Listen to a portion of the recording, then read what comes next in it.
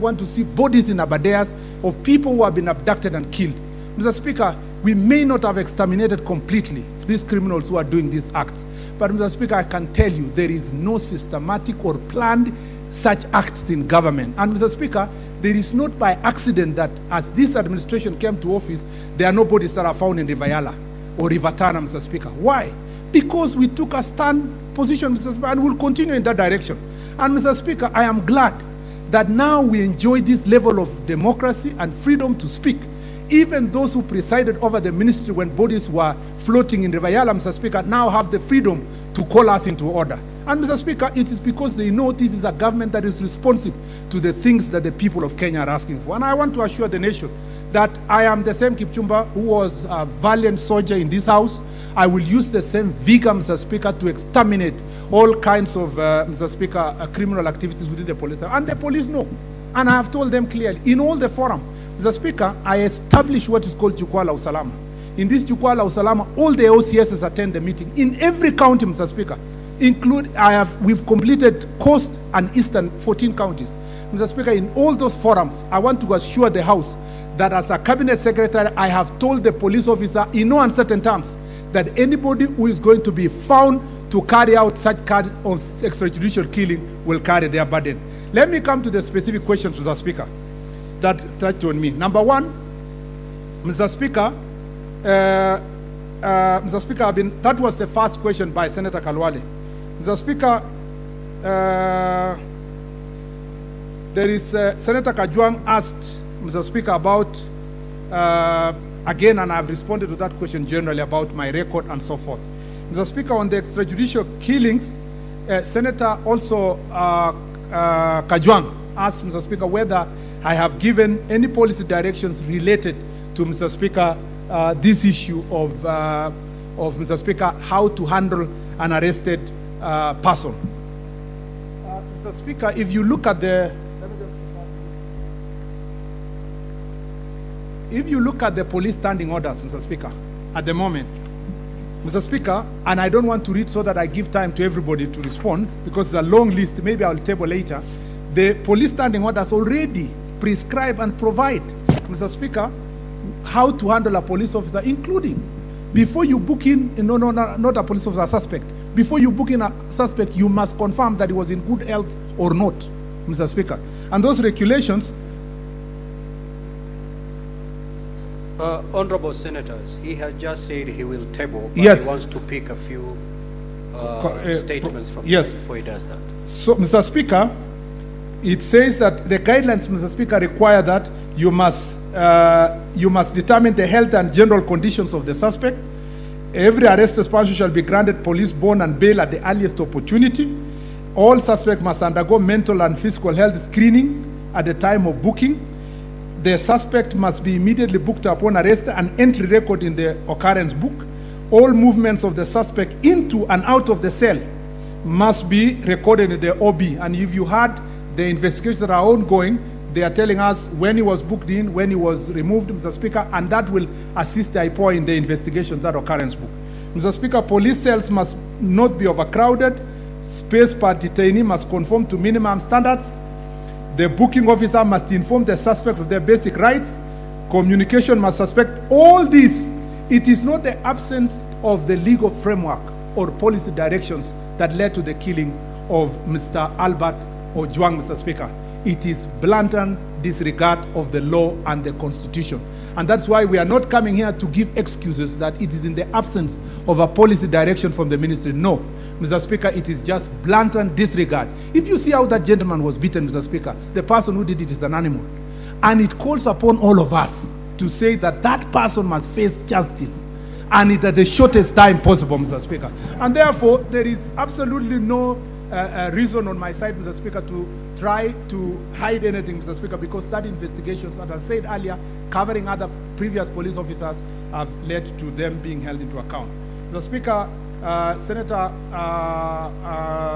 Mungatana asked the question of training of police officers on the questions of human rights. I must confirm here that there has been progressive growth in terms of training of police officers. However, Mr. Speaker, the truth is that because of lack of resources, Mr. Speaker, our police officers, last training they have is the day they were recruited, Mr. Speaker. only those in the higher cadre, Mr. Speaker, and all who sometimes get to go to promotion get to be trained, but a large number of our police officers do not get to go through this promotion. And therefore, one of the things that the National Police Service has been pushing, and we will push with them, and I will help them push this issue, is to make sure that budgetary allocation is provided, Mr. Speaker, to ensure that the police get money to continuous training and updating their knowledge on human rights. Mr. Speaker, it's also expected that when you punish perpetrators like this, Mr. Speaker, it was always expected that we would send a message to others. But like any other society, when you have a force of 120,000 police officers, you will find a small number of them, Mr. Speaker, violating the Constitution and the law. Mr. Speaker, Senator Mogeni, and I suspect I've answered this question, whether I had any responsibility, supervisory responsibility as part of the Security Council, and I said yes. Mr. Speaker, the only answer I gave that I didn't have an eye on, and I am not supposed to do, is to meddle on specific investigation. If I do so, it will reach a state where our cabinet secretary will be picking people politically on who's to be charged and who's not be charged, and that is what the Constitution tried to remove from us. Mr. Speaker, on the question of Senator Wambua, I think generally I've also answered by the statement I made, except to add that, Mr. Speaker, I want to assure my friend Senator Wambua that I did demand answers from the Inspector General of Police. The only difference is that because I'm a cabinet secretary, I cannot demand in public. I cannot call a press conference to demand a speedy investigation from the Inspector General or to request him to make sure that the people of Kenya get answers in good time. It is because we work together. I can give him a call and to tell him to speed up the process. And I think if you think that this is an issue that was reported on Sunday, and Mr. Speaker, today is Tuesday, the speed, Mr. Speaker, is commendable. And I believe that if the IPOA can move in the same speed, it should be, in few days, and I don't want to commit myself because they are independent. They should commit themselves to, in the shortest time possible, to make sure that that file is taken to the DPP office. I also agree with the sentiments from Senator Veronica Maina, Mr. Speaker, on the human rights, on the reform program, that it must continue. There is a team that is currently constituted in the ministry that is working on the reform program. I have also asked a team, my own team in my own office, to look at all the legislation on issues of abductions and extrajudicial killing, if there are also areas that we need to close the gap to make sure that at least internally from our police force, there is no possibility of any person involving themselves in that issue. And Mr. Speaker, if I get areas where it needs legislative reform, I will come back to this House for support. Mr. Speaker, I agree with her that in one way or another we must support Albert's family, and I hope that those who will be found culpable also will be held into account, Mr. Speaker, over and above us just supporting from as government, and also all of us who are sitting here, perhaps from our own calling and generosity. Mr. Speaker, there was also a suggestion from Senator Dulo that we may need to look at the use of the computer misuse law. Mr. Speaker, we were here, we debated this law, there were issues, it went to High Court, it went to Court of Appeal, where it is at the moment. Mr. Speaker, some of those issues, we can relook at them. Mr. Speaker, even the team that I've constituted in my office, I've told them to look at all the decisions of the courts, including Justice Ogola's rules, among others, Mr. Speaker, on how to handle a suspect, so that then we can see if we are getting the standing orders or we are coming up with new regulations that will make sure that our police service is a bit, Mr. Speaker, up to date. Mr. Speaker, I know that I have been asked whether I should run away from this responsibility. Mr. Speaker, for the 6 months I've been in this office, nearly 6 months I've been in this office, the effort and the energy I've put to revamp this ministry, Mr. Speaker, gives me hope that in the near future we will see the fruits of this responsibility. Mr. Speaker, I know that in moments like this, like those who went before me and others who have other responsibilities, Mr. Speaker, these are the moments that the duty to serve overrides, Mr. Speaker, the condemnation to throw in the towel. It is important as a leader, when you are faced with challenges, to provide solutions. If you become the kind of a leader that runs away from solutions, Mr. Speaker, then you miss that opportunity. Mr. Speaker, I've been asked by dear Mr. Nyutu and Senator Nyutu and Senator Kalwale, Mr. Speaker, the question of why Mr. Speaker, I should not ask the DIG Langat to step aside. Mr. Speaker, let me say this, that, Mr. Speaker, this is an ongoing investigation. To the best of my knowledge so far, the information we only have is that the Deputy Inspector General of Police, despite being the DIG, took the step to report what he thought was an act of or a crime committed against him. And Mr. Speaker, went as low as reporting this to the DCI, and that investigation was done. And in the process of this investigation, somebody has died. Mr. Speaker, nobody has told me here whether the investigations lead to a particular result, whether it is to protect him or to exonerate him or to charge him, Mr. Speaker, is not my responsibility. That responsibility rests with independent police oversight authority if they find any culpability, Mr. Speaker. The rule of law demands from all of us, God forbid, should a senator here, at the rank of minority leader, for example, report a case to the police and the suspect is arrested and dies in custody, God forbid that the minority leader, someone will say he must take responsibility. In the same breath, Mr. Speaker, there must be a link between the crime and the individual. And therefore, Mr. Speaker, I will ask IPOA, and as I said earlier, as the Cabinet Secretary, I will not play a role in pushing for a particular person to be charged or a particular person to be exonerated. The evidence must lead to the suspect, Mr. Speaker. And when we are going for anybody, it must be based on evidence. Otherwise, if we lose that rule of law, people will be taking advantage of such occasions to do the same. Mr. Speaker, ask yourself, I was here in this chamber, Mr. Speaker, when as I said, my friend Kimani was abducted by police officers and killed in Machakos. Mr. Speaker, I was here when the case of Pepe Pendo happened. I was here when Koome happened. Mr. Speaker, the process, even when people thought that there will be no justice, justice was found because the right process was followed by IPOA.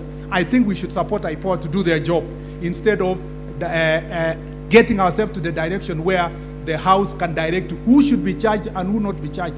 Mr. Speaker, I was a bit worried. I know there is privilege in the chamber. I was a bit worried when senators divert to the attention of determining who is to be charged and who is not to be charged. Mr. Speaker, it violates the same Article 245 of the Constitution and affects the question of rule of law. What we should be demanding is that every person who will be found culpable, led by the evidence, must be brought to book, regardless of the position, regardless of his relationship with anybody. Mr. Speaker, and the last thing was, there was something to do with reforms again. And to close in, Mr. Speaker, I wanted to assure Senator Haji. Mr. Speaker, when Senator Haji spoke, I was fighting tears because he spoke for all of us and he spoke for this country. Mr. Speaker, the life of Albert Ojwang is as painful, Mr. Speaker, as the life of Father Alois, who was killed by criminals. It's also as painful as the life of that person killed in Garissa. It's the same as the ones who died in Todonyang where I visited recently, Mr. Speaker. So, Mr. Speaker, in the national security architecture, we take every life seriously. We are glad that there is an opportunity today to discuss the question of the life of Mr. Albert Ojwang. I do not take it away from those who brought it to this chamber. But, Mr. Speaker, I want to assure the country that we take the same seriousness in every other life, just like the case of Albert. And I hope that also this chamber and the Republic will be conscious to deal with these issues when they come before us. Mr. Speaker, I remain seized of this matter. I will remain accountable to this House, and therefore, Mr. Speaker, I'm ready and willing to ensure that I respond to all the questions that this chamber. Mr. Speaker, in any case, in the statement I was going to bring to this House, there are also very weighty issues about abductions and police brutalities and citizens killing during protests last year. And I believe that, Mr. Speaker, when we get the time to come back again, these issues will have to be ventilated based on the responses that we are going to bring to this chamber. I thank you, Mr. Speaker. Now we are going to hear responses from the IG. IG, you mentioned the name of the senator and the question and proceed to respond so that we save on time. Thank you very much, Mr. Speaker, sir. The honorable members of the Senate. Let me start by saying that I appreciate you very much. The questions that were raised here, they are questions that are weighty. They are questions that are very valid. They are questions that are also going to assist us, even when we are looking at our standard operating procedures and so forth. So I really, really appreciate your contribution. The questions that you asked, they are very, very important to us. Secretary, Mr. Speaker, sir, let me say that when I was being vetted by Parliament, I did inform the Parliament that I will operate within the frameworks of the law. And I demanded the same from my officers, the members of the National Police Service, to operate within the frameworks of the law. That is the reason why myself as the Inspector General and the leadership of the National Police Service, we are pained by the loss of the rate of Ojwang in our police cells there. We are pained. As a parent, I'm also pained for losing young Ojwang. I feel pained. Now, when we go to the questions, the first question was by Honorable Senator Okeshi.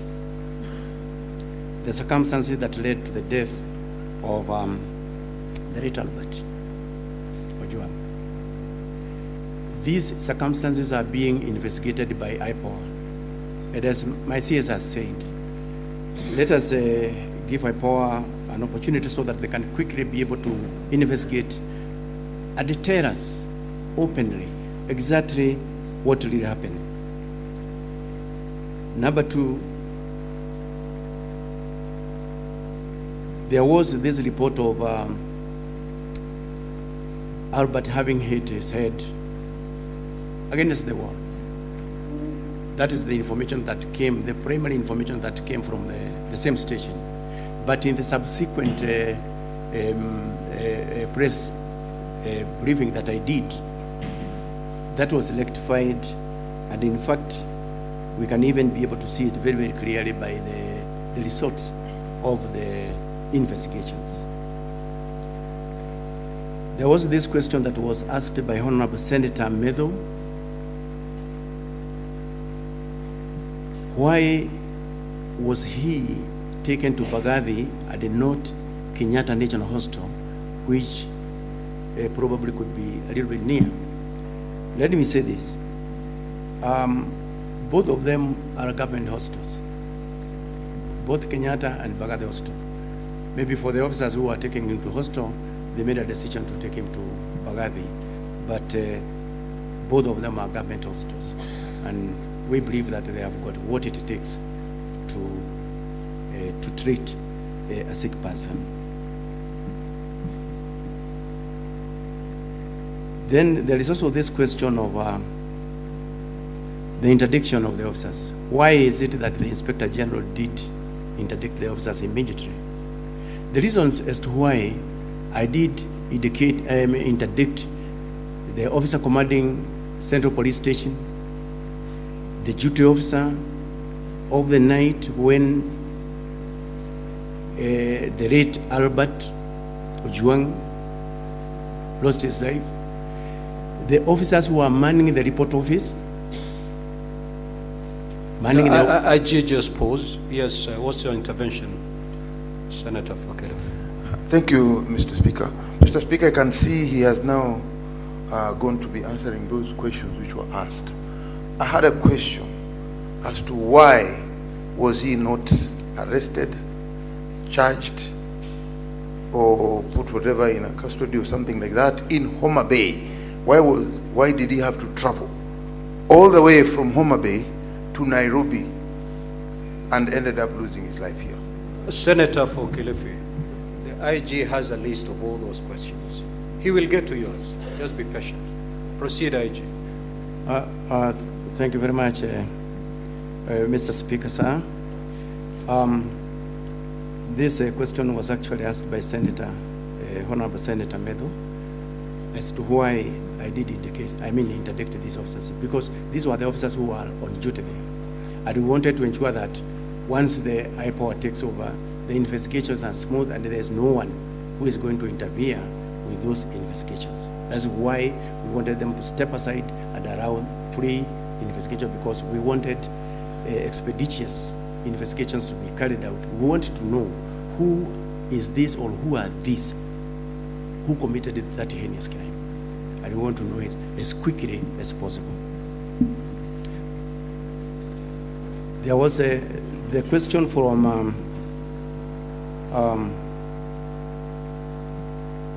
for Bonharwere. That one has been answered by my CS.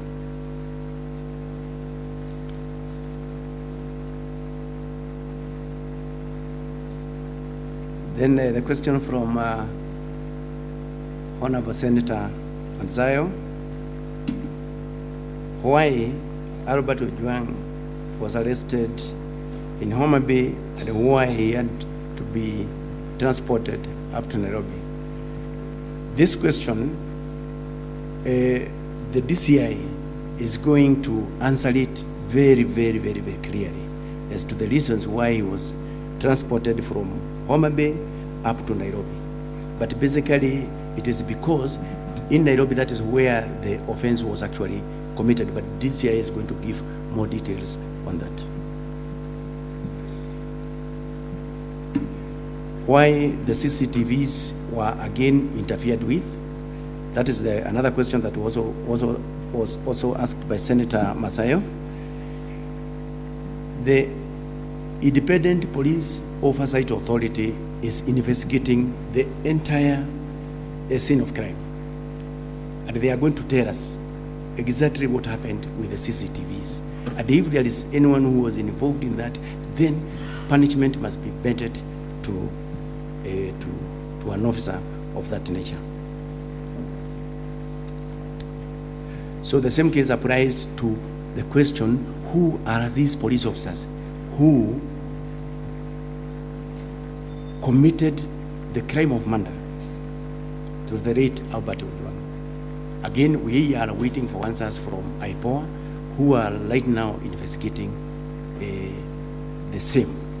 And we are looking forward to the resolution of that issue soonest possible, because it's something that have actually captured the entire country into what happened on that date. The question from Honorable Senator Ojwang.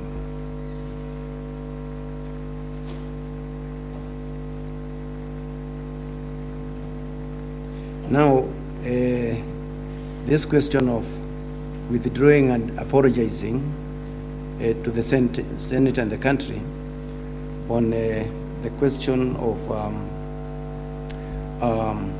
the late Ojwang, Ojwang having committed, hit his head on the walls. I think, as I said from the word go, we allow the IPOA to investigate, and they are going to give us concrete answers, because I have already indicated that in the subsequent media briefing that I did, that situation was actually corrected. IG. On whether... IG, you need to respond to that question in a better way. This was the question by Senator Ojwang, that through your official communication, the first information you put out there to the public was that the young man had hit his head against the wall and therefore died. Later on, after the autopsy was carried out, it was found to be totally different. The question that the senator then rose to ask was, would you, having put that communication to the public that the young man hit his head on the wall and died, would you withdraw that particular communication and proceed to apologize to the nation? That was the question the Honorable Senator asked.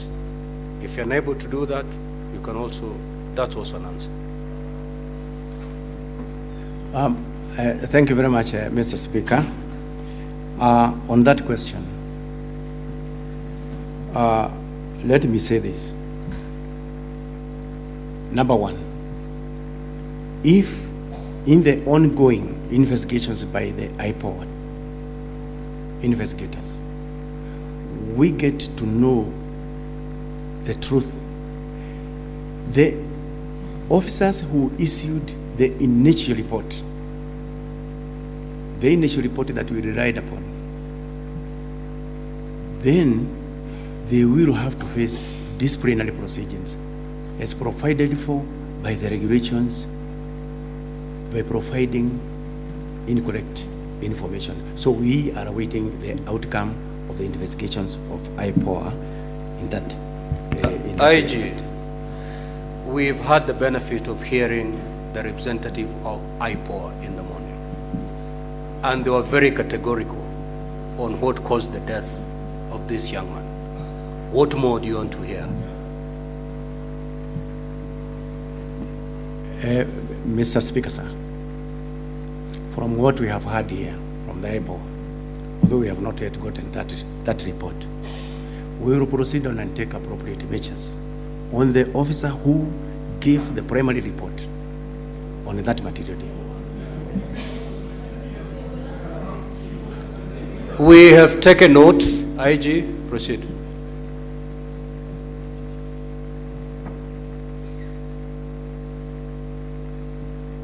Then there was also the second question.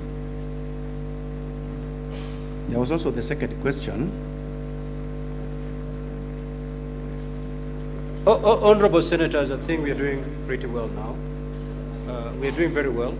What is your intervention, Honorable Mugatana? Now, IG, the reason why you are attracting a lot of intervention is because you do not want to open up and just tell the senators exactly what happened. We are here to hear the truth.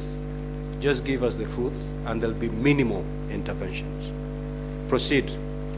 Mr. Speaker, I have a lot of respect for the current IGP. In fact, a very professional police officer. But I wanted to remind him, the Constitution has given us, under Article 238, the principles of national security. And Mr. Speaker, on 238(2)(c, it says, in performing the functions and exercising their powers, national security organs shall respect the diverse culture of the communities within Kenya.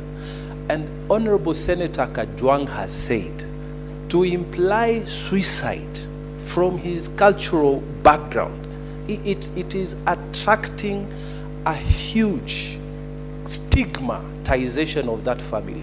So I'm inviting the IGP to offer an unconditional apology to the Senate in view of the post-mortem report that has been made public. And then we proceed, Mr. Speaker.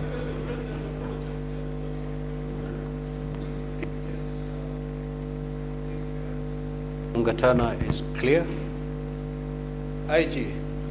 Thank you very much, Mr. Speaker, sir. It is true, as Senator Mugatana has said,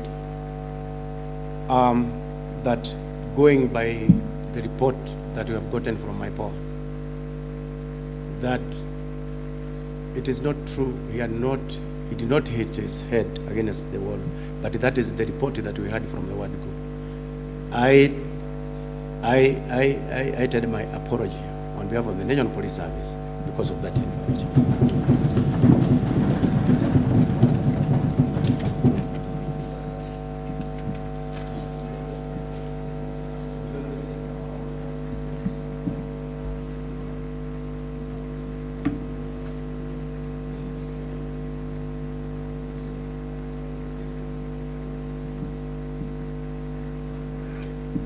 So there was also the question of how the police are trained. That question was clearly answered by my CS. He also did mention that funds is also another constraint that has been be delivering the National Police Service to enable us to train everybody within the service. Then there was also the question of how many were in the cell. There was also the question of how many were in the cell where Albert was held. Again, Mr. Speaker,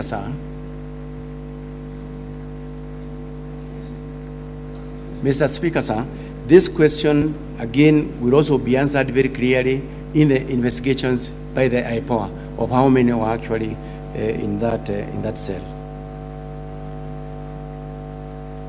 The questions by Senator Omugeni.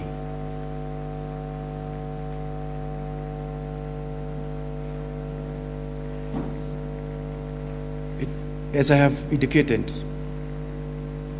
I myself am a parent. My other senior level commanders, they are all parents. By losing Ojwang, it pains me, it pains them. It is not right to lose them in a police cell. Now, when he arrived, or when he was brought in from Homa Bay, he was given an opportunity to call his family back home, as I did indicate from my statement that I was providing, where he did indicate to his wife that they had reached Central Police Station safely and he was safe. So that one confirms that when he reached Central Police Station, he was all right, by his own statement to his own family, that he was fine. So the second question is about why was Ojwang booked alone in the cells. As I have indicated there earlier, this is something that we are going to be provided with answers by the investigating agency, because these are some of the questions that it must answer.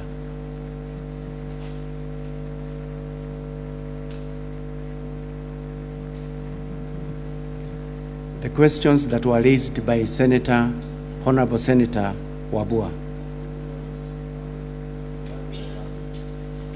IG, 2 minutes ago you're doing fairly well, but I can see there's a relapse. The question was, why was this young man booked alone in a cell? And your response, if I got you correctly, is that matter is under investigation. Yes. Really, is that your response? Yes. The matter is to establish the correct position. Sequentially, and he has conveniently avoided 2 questions that I asked, and that was why the Deputy Inspector General of Police is still in office, when he was very quick to interdict or to give directives for junior officers to be out on the basis of the proximate cause theory. And I also asked a very specific question that came out of his submission, that there were other names, there were other 4 persons of interest. Are they alive? Or are they in a ditch somewhere? Are they at City Mortuary? He's supposed to tell us that if he's going sequential. Thank you, Mr. Speaker. Proceed, IG. In regard to the question that was asked by Honorable Senator Kajwang about whether to reassure the House that all the 4 that were mentioned are alive. I'm going to give an answer, but the rest of the details will also be provided for by the DCI.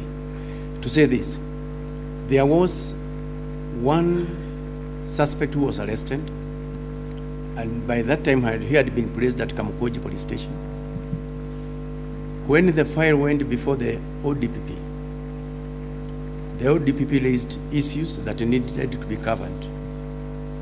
Thereafter, the suspect was set free until such a time when the file goes back to the ODPP and he gives his recommendations. As for the rest, none of them had been arrested. So we believe they are still out there.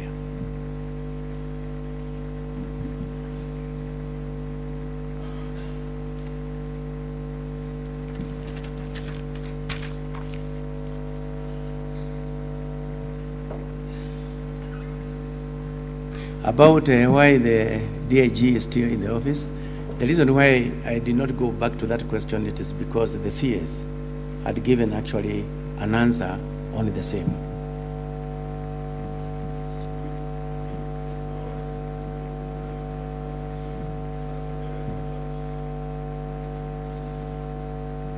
He did respond.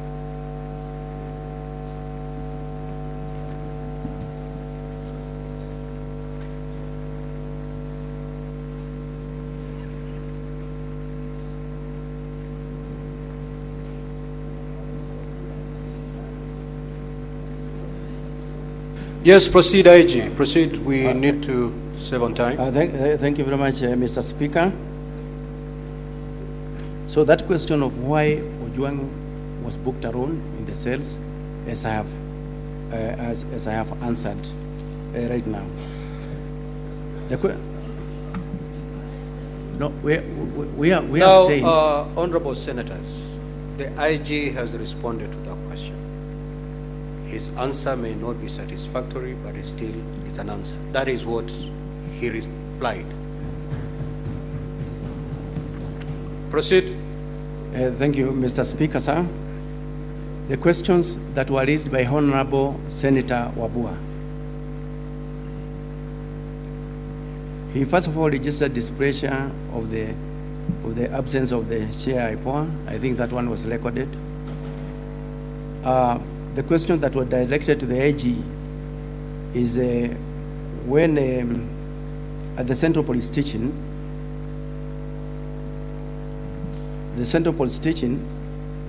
Albert was booked again alone in the cell. And I have answered that question there before. I have answered the question.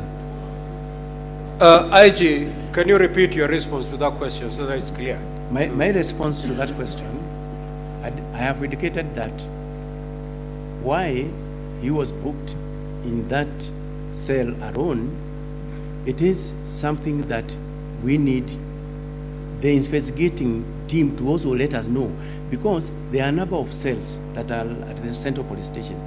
And now, at that particular time, I don't have the figures of those who are actually under the custody of those cells. But in the investigation, in the course of the investigations, we are going to get out the answers very, very clearly, Honorable Speaker. IG, your CS has tabled the police standing orders, which are very clear on how to handle a suspect, book him in, and all that. Under what circumstances, and that is what the senators would wish to know, under what circumstances can a suspect be put in a solitary confinement? And did this young man fit the description so as to be put in a solitary confinement? Honorable Speaker, once again, thank you very much. The CS have actually tabled the standard operating procedures through which the procedure that the police follow actually when someone is being placed in the cells, somebody has been arrested, brought in, the recording of the OBs, the recording actually in the cell register, and the number of even those suspects that are held in a particular cell is also very clear. So what I am not very, very sure of as at now is, and I'm looking forward to the investigation of the IPOA, why is it that he was alone in that cell? Is it that we had more cells? Is it that we did not have others who are there? So we are waiting for that question from IPOA. Proceed, IG. Honorable Senators, let him conclude. We'll get better responses from IPOA. But before you proceed, IG, what's your intervention, Senator? Honorable.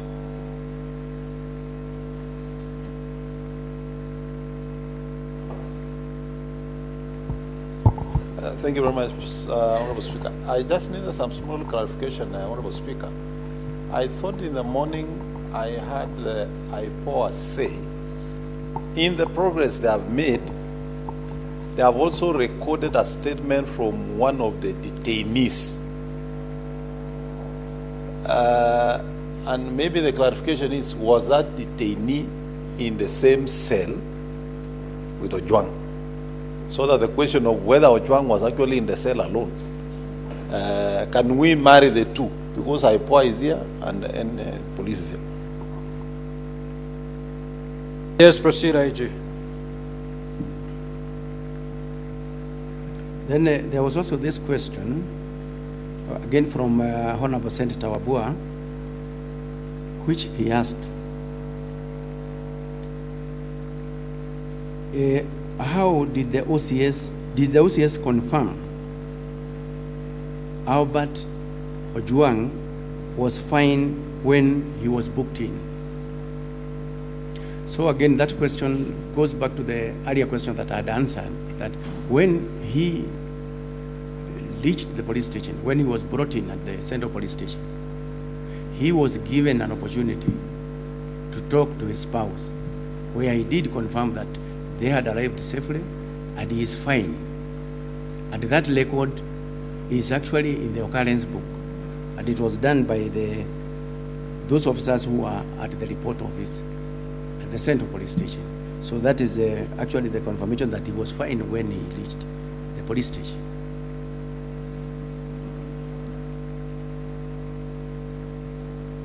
Certainly, it cannot be a point of order, Senator Anyonka. You may put forth your intervention. Thank you. IG, there's a gentleman who was the OCPD of that police station at Central, Mr. Benjamin Talam. Are you aware that he refused to book Mr.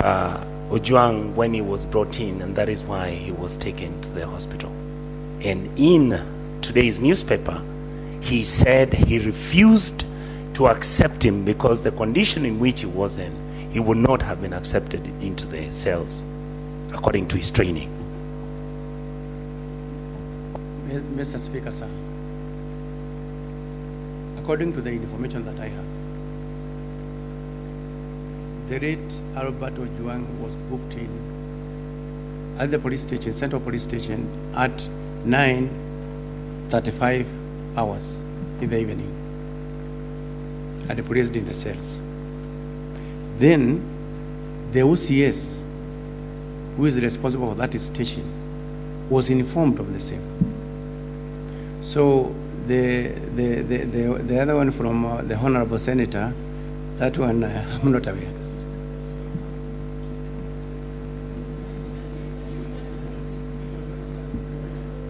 Honorable Senators,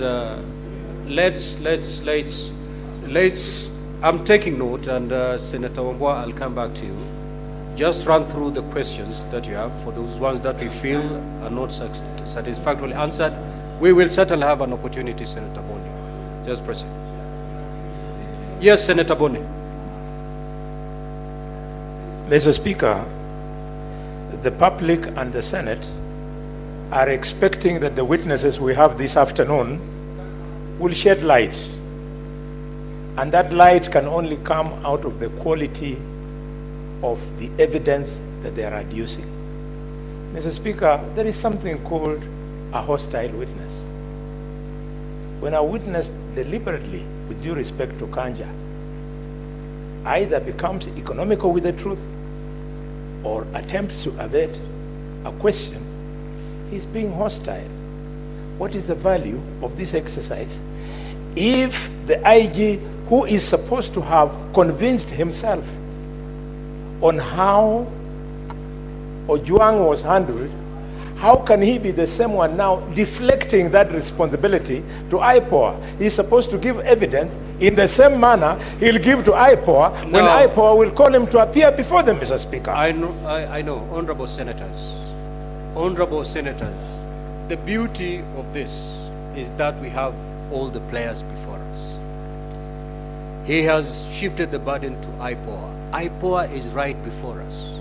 They will take to this stand and they will go through exactly the responses that have been put forth by the IG.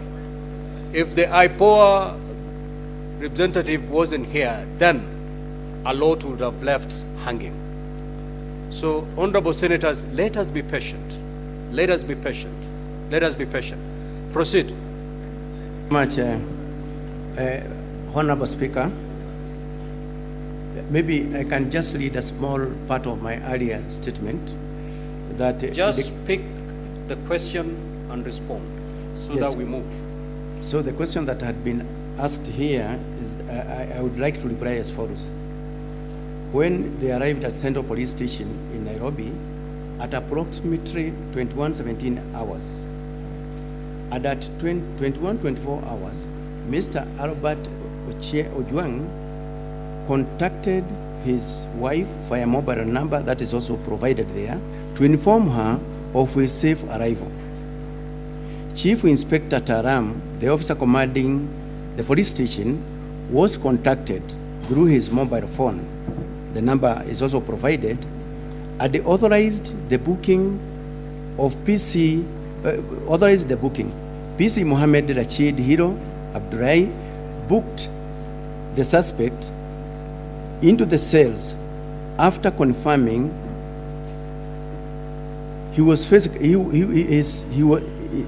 his normal physical and mental state was okay. Filed OB number 136/07/06/2025, which was done at 21:35 hours. That is the information that I have, Honorable Speaker, on that note. There was also the question of who interfered with the CCTV cameras at the station. Honorable Speaker, this question is amongst the many questions that the investigating agency who are actually looking who deals with matters, criminal activities by police, to give us an answer on that one, so that we can actually now be able to take appropriate measures with anyone who interfered with the normal settings of the CCTVs around that station. There was also the question from Honorable Senator Veronica.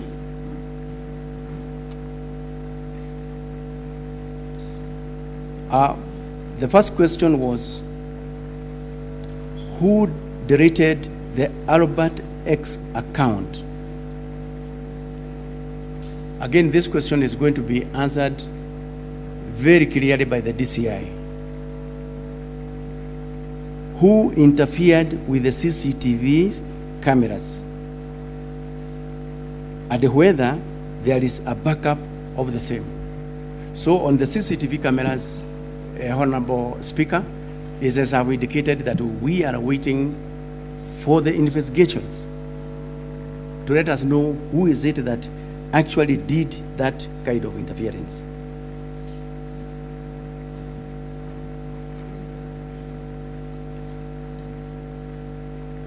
On the issue of whether we have a backup or not, we have already given some experts an assignment on that, and we are going to get that report very soon when we are still here.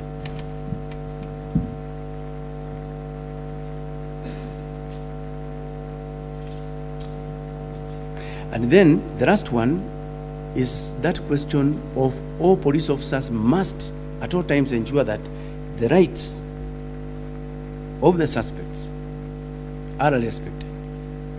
That is our standard operating procedures For those who defeated away from that, then they must face the full wrath of the law. That is our position. That the officers, police officers must at all times respect the rights and freedoms of the people, whether they are suspects or not. I'm saying this because, Honorable Senator, police officers are at the forefront in the defense of the rights and freedoms of the people. So any officer who turns against that, he goes against the same law that he is supposed to protect. And they are, all of them, they are aware out there in all the stations, in all the deployment throughout the Republic, that the rights of suspects, the rights of the other Kenyans must be protected at all times. So as I have said, anyone who goes against that, then he must face the full wrath of the law.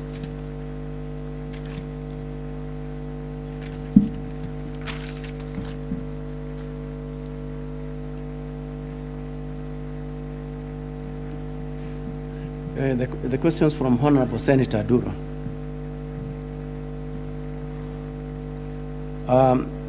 Honorable Duro requested that I provide all the documentary evidences of the letters that the DIG did to the DCI. We have them, and I want to promise that by tomorrow, when we are attending the Committee of Senate, we will be having those documents with us. She did ask the same question: why does the police have to drive all the way from Homa Bay, the suspect from Homa Bay to Nairobi? That is, as I have answered there earlier, and the DCI is also going to give additional details on the same.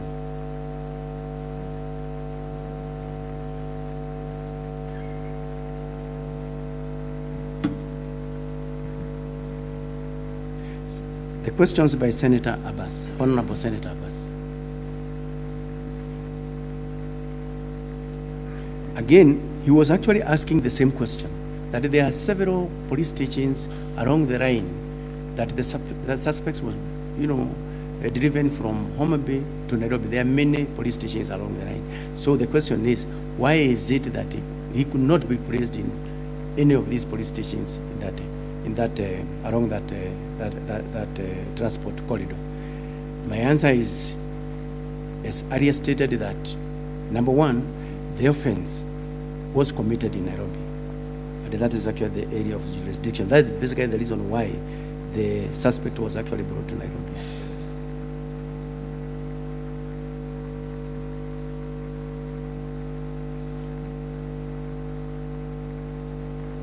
Then there was also this question from Honorable Senator Haji, where he asked, why is it that the investigations could not be conducted elsewhere where the suspect was arrested? So the answer to that question is that the offense was again committed in Nairobi. That's the reason why the suspect was driven from Homa Bay to Nairobi.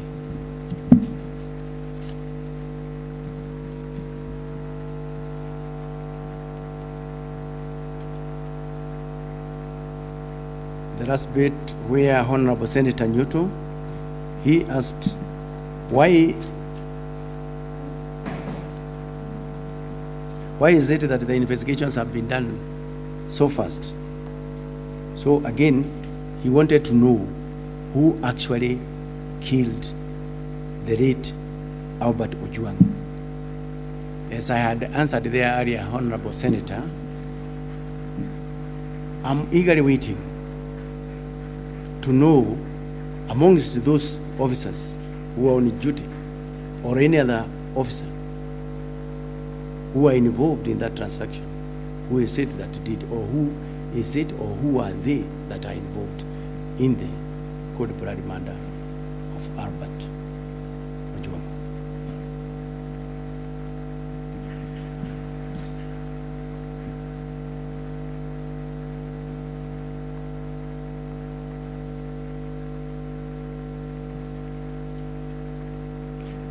Then there's this question of since when did the police start assessing the well-being of suspects. That question, if you look at our occurrence book, it has got several columns. And in one of the columns, there is the physical state and also even the weather. So we do indicate in that particular column, how is the suspect looking like? Even the weather, if it is raining, we say it is raining. If it is chilly, it is cold. So they are there, they are provided for in that occurrence book, Honorable Senator. So it is on that basis, after he also spoke with the spouse, it was also confirmed that he did confirm that I'm okay and I have arrived safely in Nairobi. So based on that, the OB recorder recorded the same in the occurrence book. And it is there actually to be seen by everybody.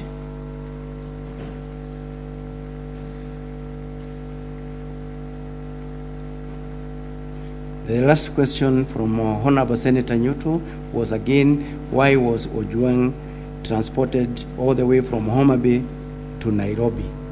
Yeah, you've already responded to I have that. already responded. This to is that. the 10th time. Just pick a new one and you conclude IG so that we hear IPOA. Honorable Speaker, thank you very much. I'm already through with the questions. Thank you. Just hold on IG. I think that few questions that you may have not noted down. Just remind the IG of your question. Yeah, Mr. Speaker, you ask, and if you ask and you're not answered, so it's fair that we remind the IG the questions that have not been answered. When IG, I asked a very specific question on the events of the 5th of June. That was a very specific question, and I don't want to repeat the question. I'm sure it has rung back in your mind that I said that on the 5th of June, so much happened, and the officers were in Kisii by 12:55. That question I had asked, and you have not answered. And finally, why you chose Bagadia and not Kenyatta National Hospital? That was, yeah. Honorable Methu, the IG responded to that question. You know, Now, for I think what you need is the second limb of Senator Methu's question, is that the time computation does not add up. What do you say to that? for that one, Honorable Speaker, the DCI have got a unit that deals with serious crimes. And in that unit, although he is going to give details on that one, in that unit, he has those who record the statements, those who are investigating on other bits of, every continuing investigations. So that's the reason why you find that once it has been confirmed, for example, by the CAK, has been confirmed by the EACC, then there is this team that moves immediately and effects, for example, the arrest. So that is basically the reason why you find that it is really not the same team that is seated at the DCI there that is doing all that, but it is one unit. So the information is passed to the other teams that are there.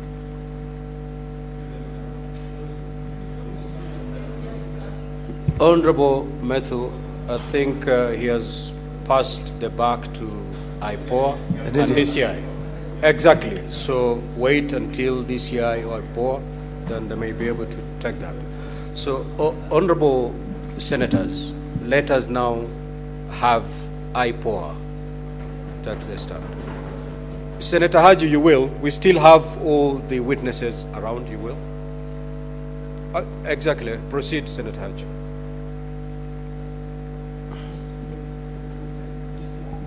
Thank you, Honorable Speaker. Honorable Speaker, this is an unusual sitting.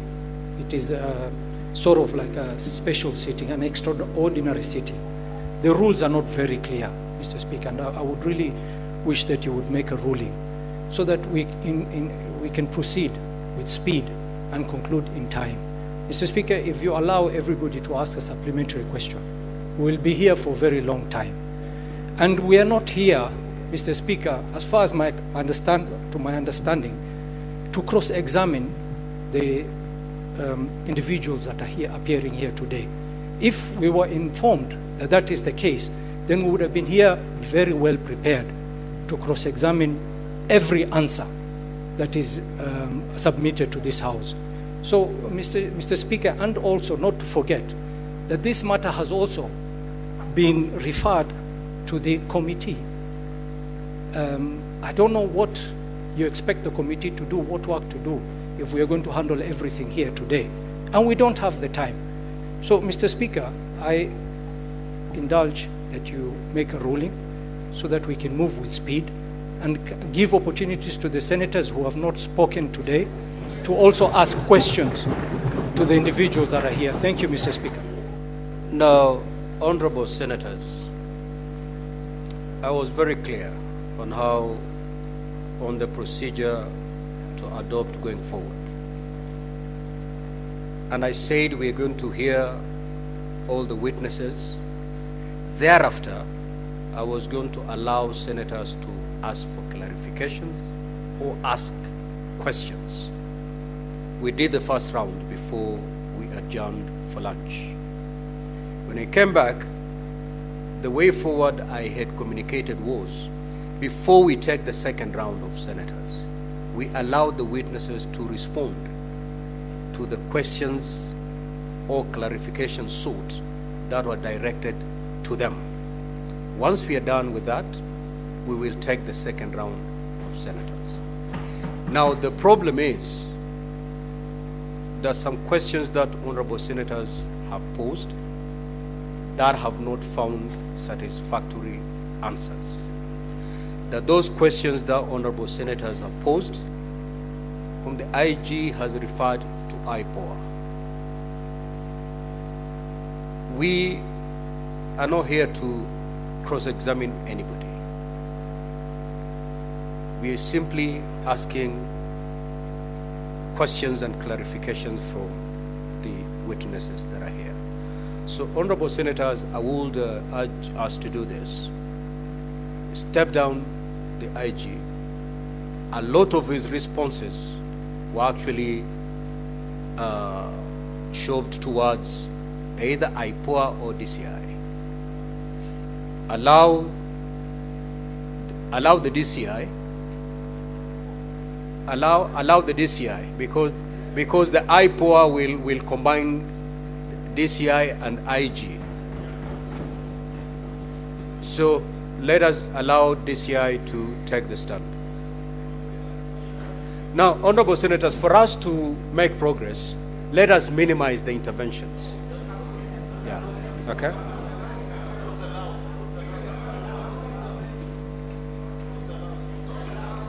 Honorable senators, let us allow DCI to proceed to respond to the questions sought. And as the DCI does that, please let us not have any interventions so that we make progress. Proceed, DCI. Yeah, thank you very much, Honorable Senator and Honorable Speaker. And I would like also to appreciate Honorable Speaker and the members for giving me this opportunity to respond to some of the issues raised on the floor, Honorable Speaker. Honorable Speaker, an Honorable Senator has actually appealed to my religious faith. And I would like to categorically confirm that I fully understand the religious implications of swearing by the Holy Quran. I cannot please a human being so as to displease my Creator. So mine is to reaffirm that whatever I've said before the Senate and whatever I'm going to say shall be the truth and the whole truth, Honorable Speaker. Honorable Speaker, some of the issues that I'll be addressing to have been raised. It is cross-cutting. So I may not be able to attribute the questions to a particular senator. I wish to confirm that it is true that just like any other citizen, the DIG KPS, Mr. Lagat, filed his complaint with the DCI in view of the very, very serious allegations touching on the integrity, both on the office and on the person of the DIG KPS. And with those very, very serious allegations, his only recourse, Honorable Speaker, was to report the matter to the DCI, which is the investigative agency of the National Police Service, so as to investigate those allegations to its logical completion. There was nothing extraordinary with that report, Honorable Speaker. We have in the past received and investigated similar complaints from senior government officials, senators, members of parliament, and the investigative process has always remained the same.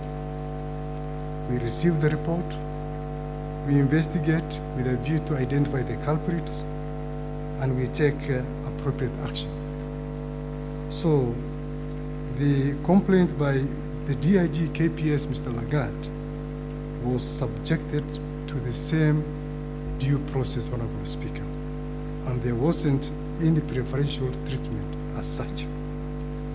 So I wish to confirm to this august House that throughout the subsistence of our investigations, the DIG KPS never interfered with the investigations whatsoever.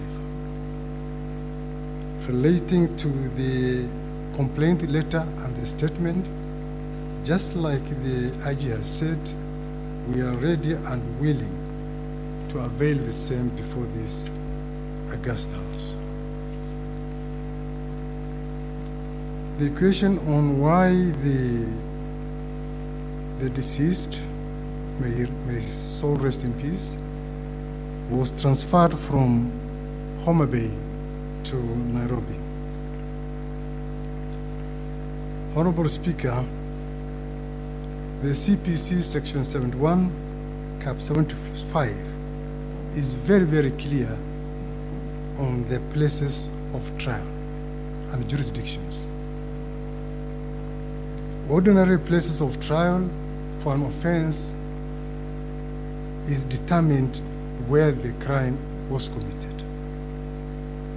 Our courts also do have jurisdictions, save for those courts that do have or enjoy inherent jurisdictions.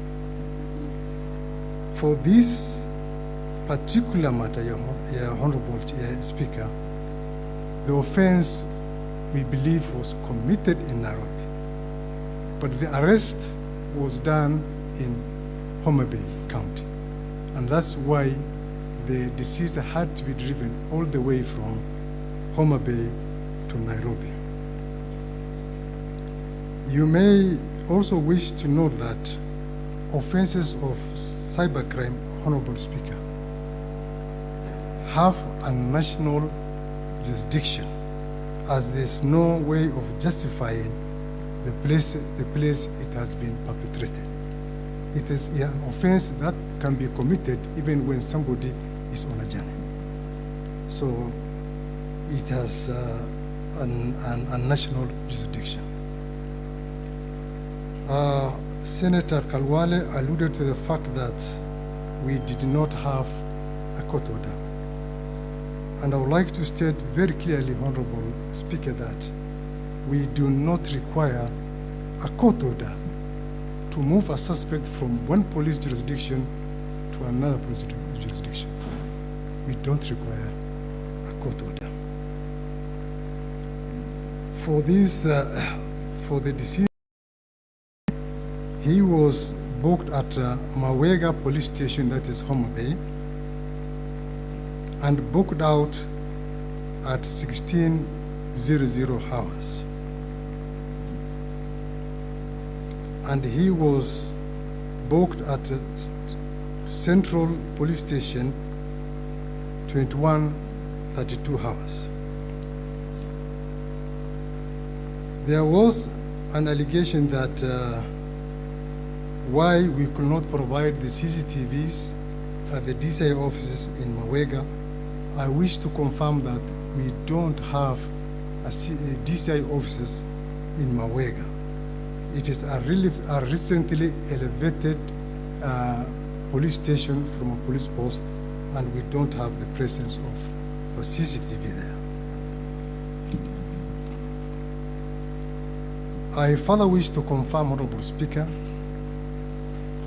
that the deceased was treated with utmost humility throughout the journey, all the way from Homa Bay to Nairobi, by the arresting officers. Indeed, while at Narok, he asked for refreshments, and he was given some refreshments by the arresting officers. Like I said, Honorable Speaker, he was booked at Central Police Station at 21:32. At 21:24, the deceased was given an opportunity while at Central Police Station to talk to his wife. One Nefenin Apondi, on cell phone number 075808161, registered under one George Onyango, who apparently was the father.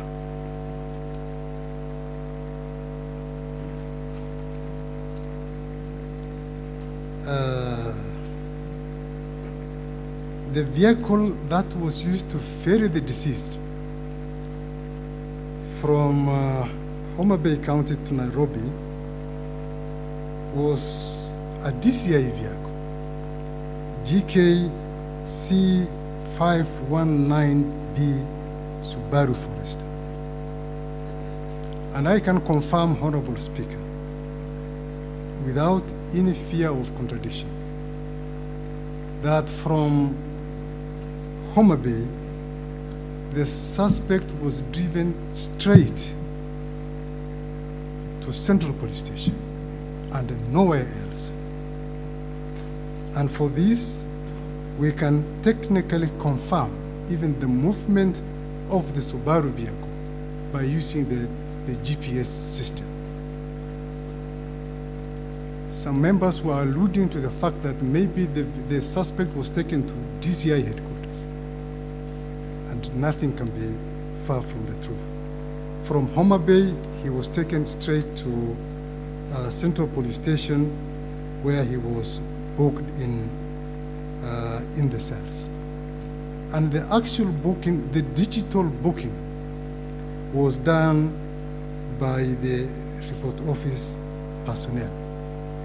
That via OB 136-76-2025 at 21:32, and it says that the suspect was placed in cells while appearing normal. And that was captured digitally. So there's no room for human manipulation. It has further been confirmed that before the booking, the report office personnel called the OCS. And it's unfortunate, it's been said that Talam, Honorable Chair is, Honorable Speaker is the OCS and not the OSPD. That he declined to book the suspect. Talam is the officer commanding Central Police Station. And from the totality of things, he should be treated as a prime suspect in the matter.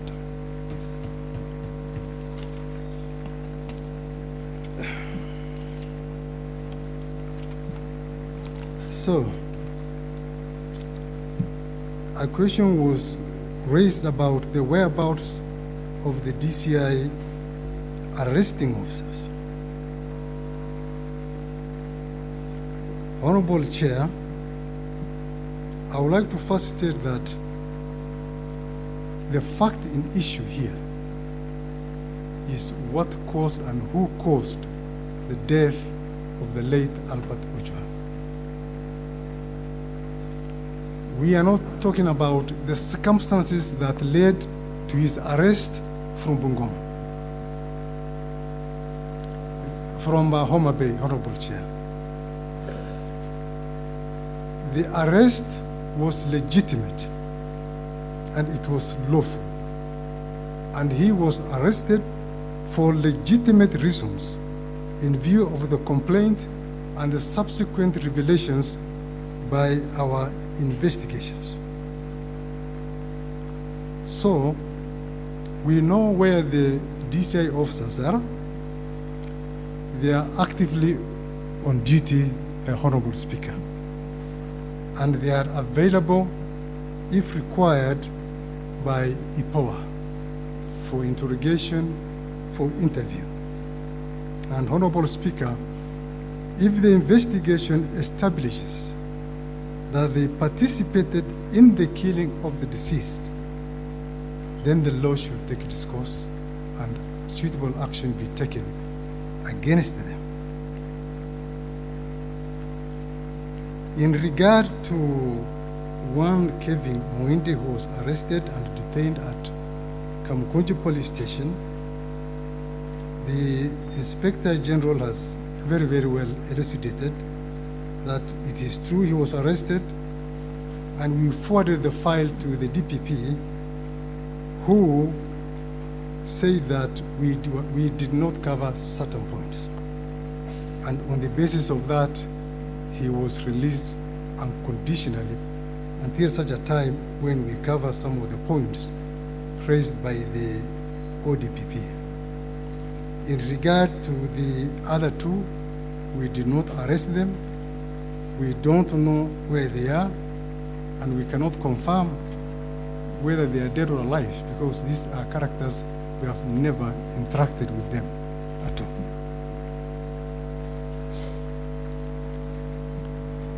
all. Honorable Speaker, it is true that the ECC confirmed the same day that our officers were in Homa Bay. When we are conducting investigations, Honorable Speaker, we task this division of labor. We give the teams specific tasks. We have the action teams. We have the teams that do the interviews, the interrogations, the writing of the correspondences, the compilation of the file. So it is not the same team that collected the correspondence from ACC, the same team that arrested the suspect from Homa Bay. And then finally, there was the aspect of the who deleted the social media account. Honorable Speaker, this issue came after the fact of the matter. And we got this in the social media. And I believe in their investigations, because we are not the ones having the conduct of the investigations. This should be an area that should interest the IPOA team to find out, besides other issues, who actually deleted the social media account and why and when. I think those are issues that can be sufficiently addressed by the IPOA investigations. Otherwise, Honorable Speaker, I want to rest my submission there unless there's another question. Thank you very much. Thank you, IG. Just before you take your seat, the question as to why the young man was arrested in Homa Bay, not charged in Homa Bay, but transferred all the way to Nairobi, was asked to the IG. His response was that the crime was committed in Nairobi. That was the response of the IG. The same questions was directed to you, DCI, and this was your response, that the crime under the Cyber Crime Act is a crime of a national jurisdiction, meaning it can be tried anywhere. If indeed that is the case, having arrested this young man in Homa Bay, with a crime of national jurisdiction. Why was he brought to Nairobi?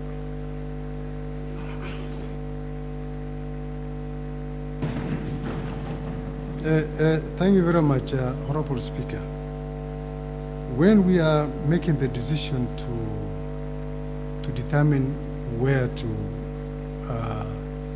take a suspect, there are several variables that we consider.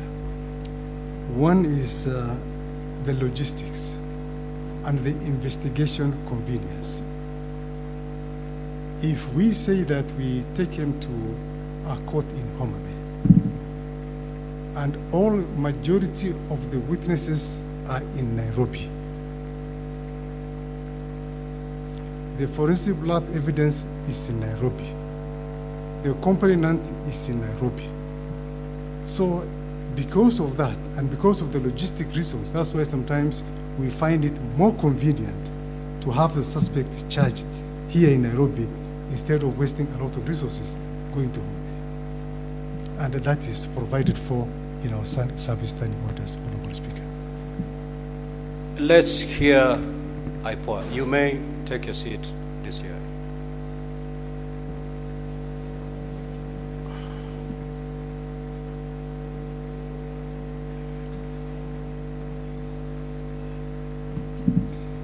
Thank you, Honorable Chair.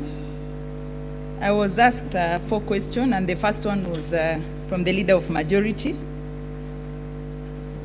on the status of the young man as he left Homa Bay to Nairobi. And Honorable Speaker, the documents that we have obtained from Central Police Station, which include the OB, indicate that he was booked in as of good health.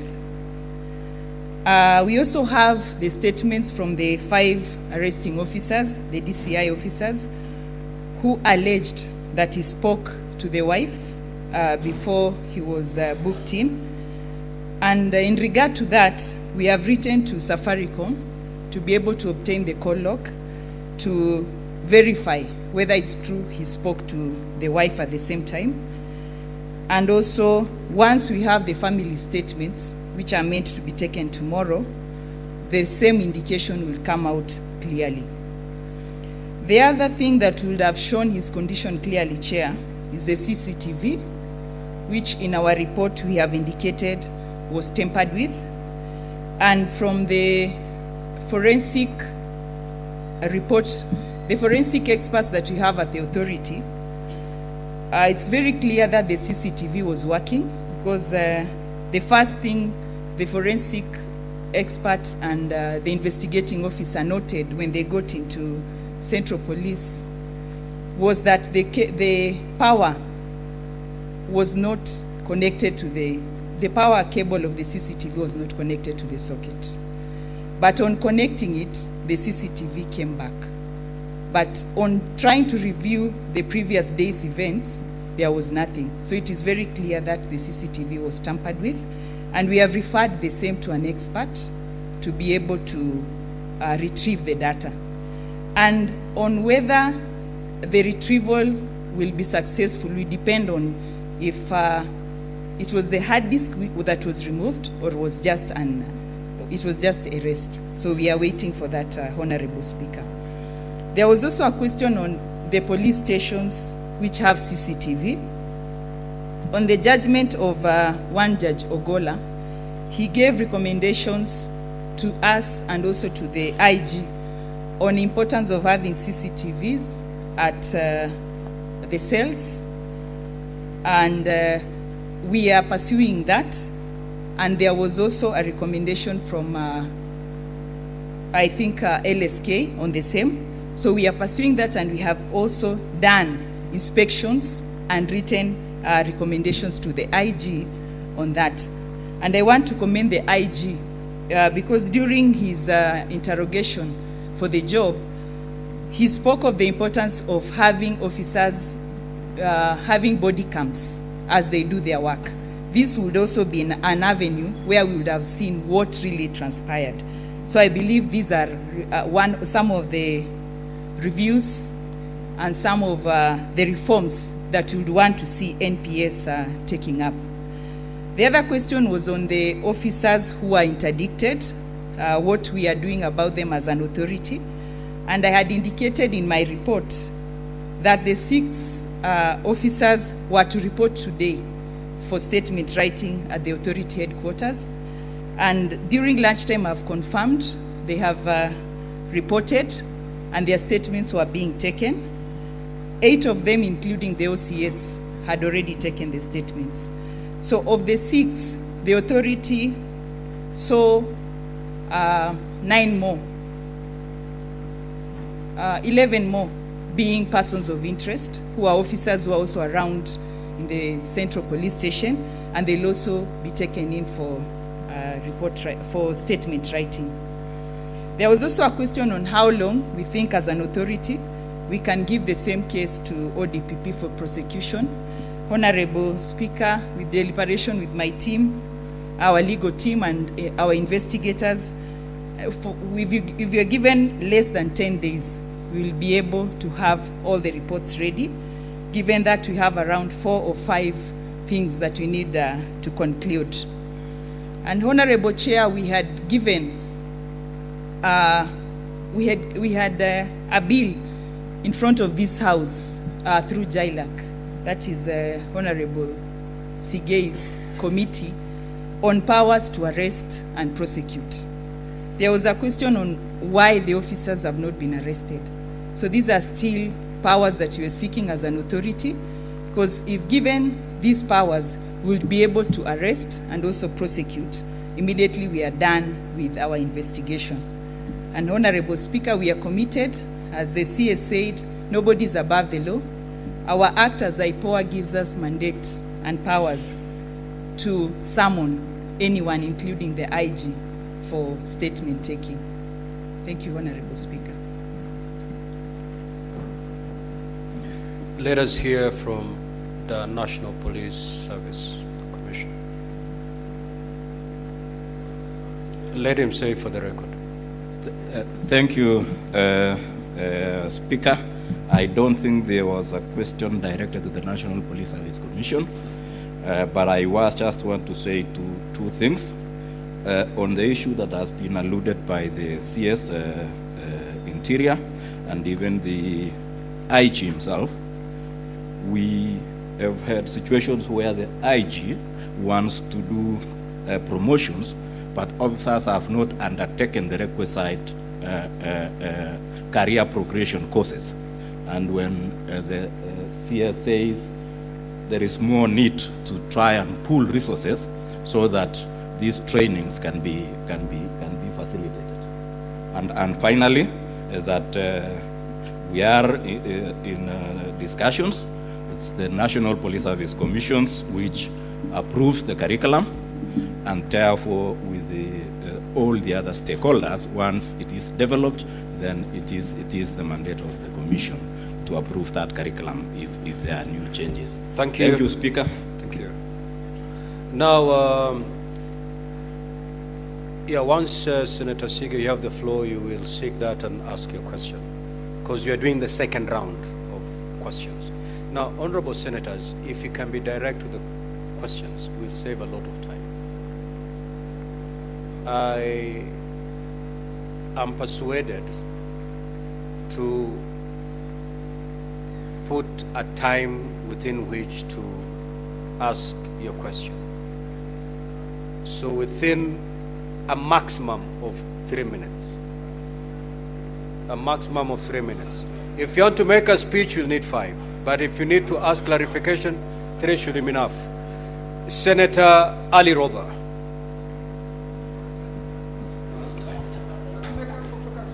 Senator Ali Roba. Thank you very much. Senator Ali Roba, just take your seat. I remember that Senator Newton had not concluded when we adjourned. So conclude. Thank you, Mr. Speaker. I'll take under 1 minute. I was stood down by the point of order by Majority Leader. And my last question actually was to IPOA. And I wanted to ask them how safe they are investigating people who have power to arrest and carry firearms. And Mr. Speaker, because I say this because Lawyer Willie Kimani was doing exactly what IPOA does, and he lost his life. So what is the security guarantee for IPOA? And DIG did not get my question, Mr. Speaker. He's saying that I claimed that investigation about this death has been speedy. I was talking about investigation about the claim made by DIG Lagat. It was speeded up. That is what I meant. And finally, to CS Murkomen, he said, he quoted to 245. Why we are demanding that DIG Lagat steps aside, it is because he is a police officer and this matter revolves around him. So you cannot liken this to a complaint that is made by a senator or somebody else. This is a police officer who can interfere and who can command even people, the officers that are investigating. So it needs to be made clear. Thank you, Mr. Speaker. Senator Crystal Asige. That's very brilliant. Thank you, Speaker. The clarification that I sought, which is not part of my 3 minutes, I hope, Speaker, was that the question was asked of whether Albert Ojwang was alone or with others in the cell. And the IG said that that would be answered by the DCI and or IPOA, and neither of them answered that question. So that was the clarification that I was seeking. And it was further highlighted by Senator Mandago, who said that there is a detainee witness statement that IPOA took that would probably shed light on whether he was alone or with others. That is the clarification. My first question, Speaker. Who issued, this is to DCI, who issued the orders for Albert to be driven from Homa Bay all the way to Nairobi? I would like to know who issued the particular instruction for that to happen and not to process him in Homa Bay. Next, the DIG personally, we have been informed, recorded a complaint. And who took down that complaint? I would like to know from the DCI as well. And who else recorded a statement in support of the allegations made by the DIG? That is also to DCI. Next is to the IG. I know that the IG Speaker already has said that many of the questions will be answered or will be revealed once the investigations are complete, but this one perhaps he can answer directly. This is to the IG. You said in your first media brief that the cause of death was that he hit his head on the wall, Albert. And you've just clarified that that was wrong information given to you by the primary report by an officer. Who was this officer who gave you this false information that you then issued in your first media briefing that misled the country as of the cause of death? That is what I want to know. And the reason I ask this is because if someone saw and alleged that he had repeatedly hit his head on the walls. Senator Tobiko.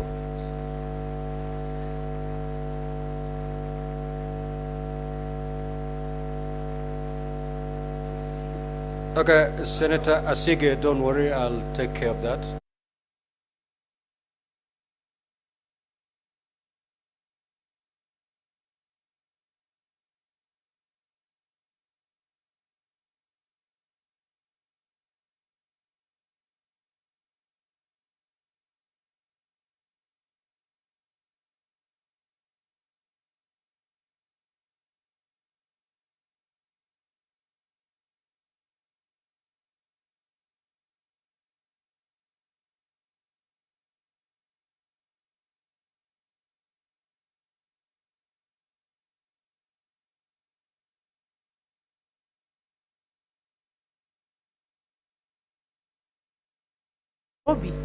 But now that that happened, and he seems to have paid for his crime through his life.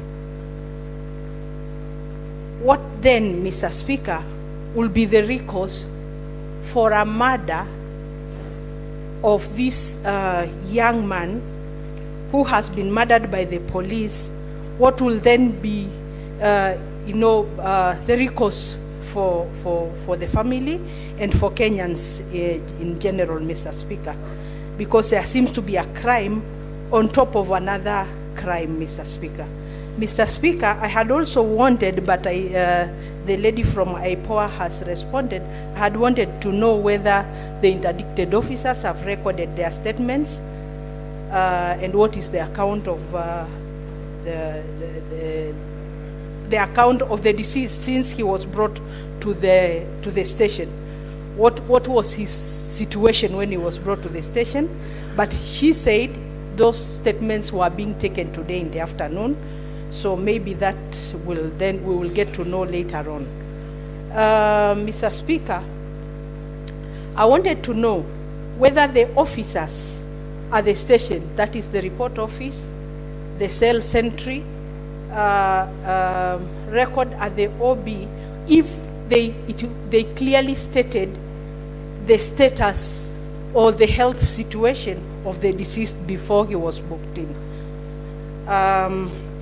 Mr. Speaker, it is also of interest to this House to know how many hours it took to pick Mr. Ojwang from his home to, what was the name of that police station? The first police station, Mawega, and then from Mawega to Nairobi. How many hours? Because that seems to have had so many hours in between, so that we know whether that is normal or whether there was a detour to some other place before he was finally booked into Nairobi. And then, Mr. Speaker, I also wanted to know the normal situation. Do police arrest to investigate, or they investigate, forward the case to ODPP, then the DPP recommends the arrests? What is the normal situation, Mr. Speaker? Senator Muma. Senator Muma.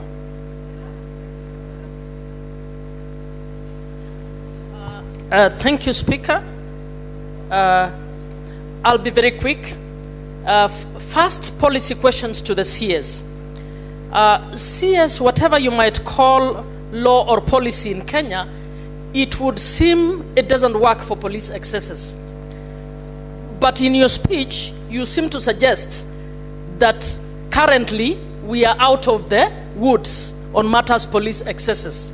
I would want to ask, do you have any policy review proposals around issues of abductions and extrajudicial killings? Secondly, what is your view about commissions of inquiry and inquests as tools that would be used to investigate police excesses?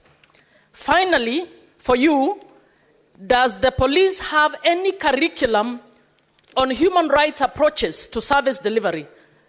CS, that is different from human rights. Human rights approaches is about how you apply human rights in service delivery.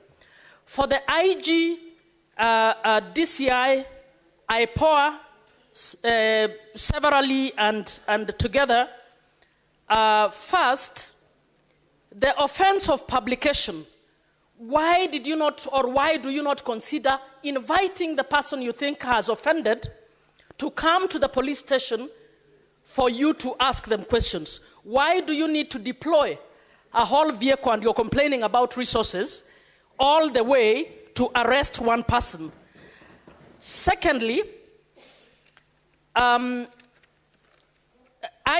it will be good for you to confirm that what your communication director issued, I don't think it's reached even 2 minutes, please.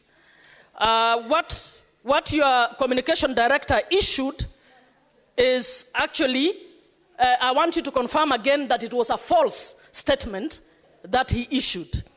Thirdly, does IPOA have an independent forensic lab where you're going to carry your...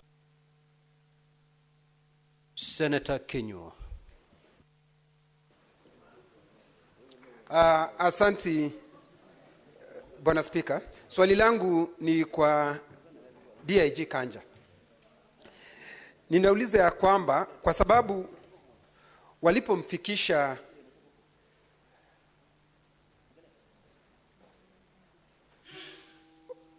Albert Ojwang, walipomfikisha pale Central Police Station, tayari yule ambaye ni afisa mkuu wa pale katika ile police station ambaye anaitwa Talam hakuwako. Inasemekana alipigiwa simu kuulizwa kama atakubali yule Albert Ojwang aweze kuwekwa katika ile seli. Ni utaratibu wa katika polisi zetu, yeye afisa ambaye anasimamia station awe akiulizwa kama mtu yoyote ambaye analetwa katika police station awekwe ndani au la. Hilo ndi swali langu la kwanza. Swali la pili, ya kwamba hawa maafisa ambao walikuwa pale ikiwemo Talam tayari wamesimamishwa kazi. Na Talam hakuwa katika, yeye makosa yake ni kuwa yeye ndiye afisa mkuu katika ile police station ya Central.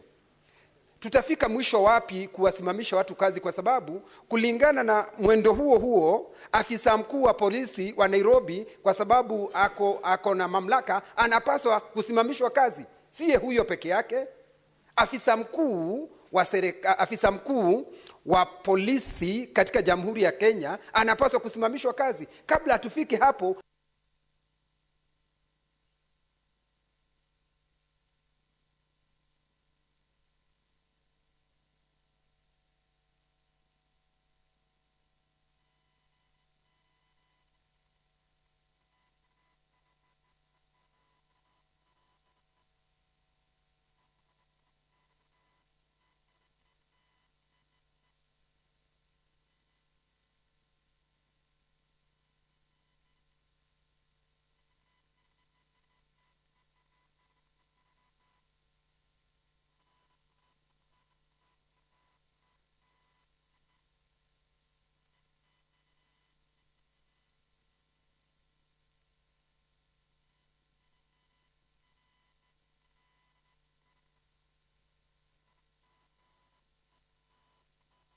Thank you, Honorable Speaker. Honorable Speaker, my first question is, on this famous call, there's been an emphasis on a call that was made to the wife.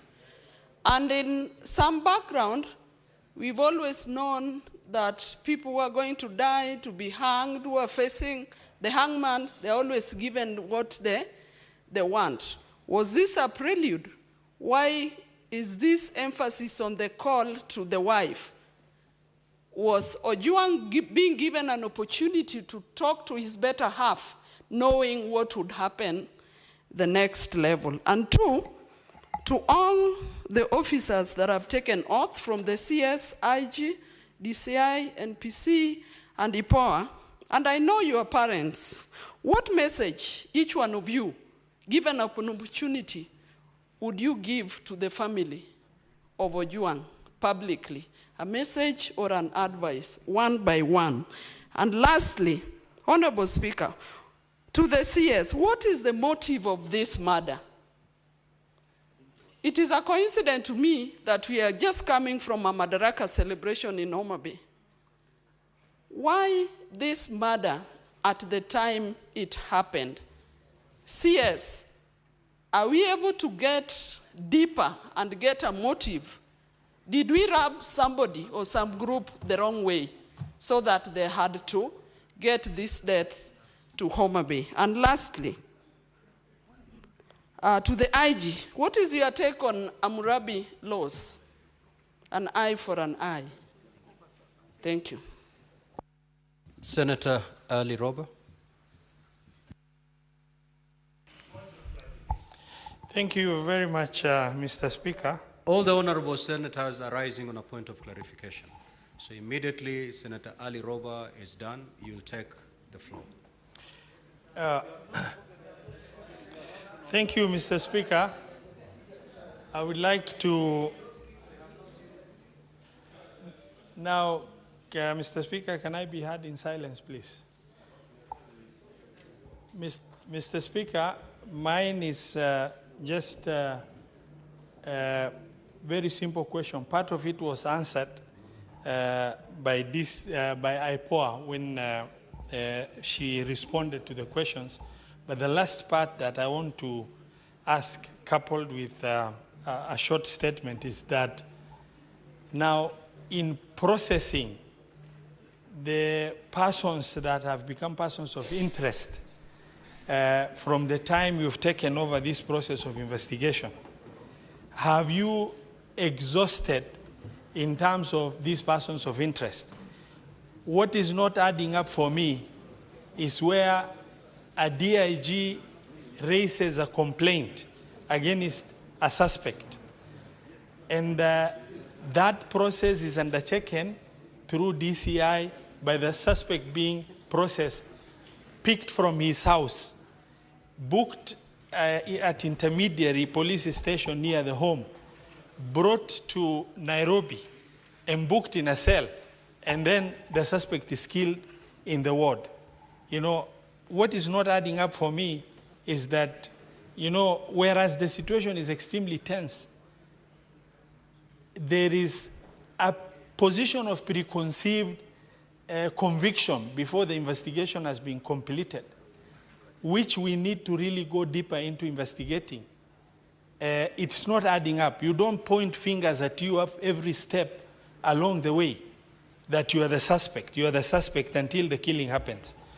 So my cautionary statement is that can we broaden our investigation in order to make sure that we don't narrow down just on the basis of the fact that they are pointers rather than conclusions. Thank you very much, Mr. Speaker.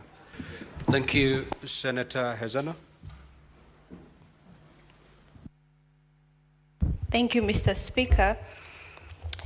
And first of all, let me convey my deepest condolences to the father and family of the late Ojwang. And Mr. Speaker, the cost of death is very expensive, and every death is every life is very precious. We go through this every day in Samburu County. Our people have been murdered like flies, and it has become the norm. Only that we are a minority in this country, and the only weapon we have to defend our people is the Constitution of Kenya. And I wish that the same Constitution is respected by everybody in this country, no matter what community or region you come from. Just the other day in Homa Bay, we were having jubilations, and as a young citizen, I was so happy that finally we have a regime that is considering every part of this country, especially the forgotten parts of this country. And I had a hope for me and my fellow youth that finally we will have a country where development will not be discriminated to specific regions because of population. Mr. Speaker, our Constitution is a double-edged sword, and it's a protecting tool for everybody, regardless of which position you hold, where you come from. And as legislators, we are here to protect the law and the people we represent equally. Every citizen has a right to a fair hearing, and evidence is very crucial in establishing the culprit. I am not a lawyer, but they say that you are innocent until you're proven guilty. What baffles me is how suddenly Homa Bay is weeping after just having jubilations the other day. And now the whole country is like weeping with Homa Bay. That is so sad. Mr. Speaker, I have had the IPOA, and my question is directed to them, saying that the CCTVs were tampered with. I would like to ask, if the CCTV can be tampered within an institution that is supposed to protect us and ensure security in this country, then which place is safe in this country? Because I can assure you Samburu was not until a few months ago. In the case of tampering of the CCTV and evidence, what usually does IPOA do to make sure that there is a fair hearing to both parties. And while at it, I beg everybody to reason with sobriety and stop blame games, because that's why we are legislating. Senator Mofaya. Honorable Speaker, I wish to send my deepest condolences on my behalf and the behalf of Naraka County. Honorable Speaker, it is very painful, sad and regrettable that a young soul has died in the hands of the very people and institutions that are supposed to protect lives. Honorable Speaker, I'm speaking on behalf of thousands of Kenyans that the most mentioned person in this saga is Mr. Erion Lagat, a senior police officer, actually the second most powerful policeman in this country. The general mood in the country, Honorable Speaker, is that Mr. Lagat is an accomplice in the whole murder saga. So I'm seeking to get answers from the IPOA and the Commission of Police and the DCI.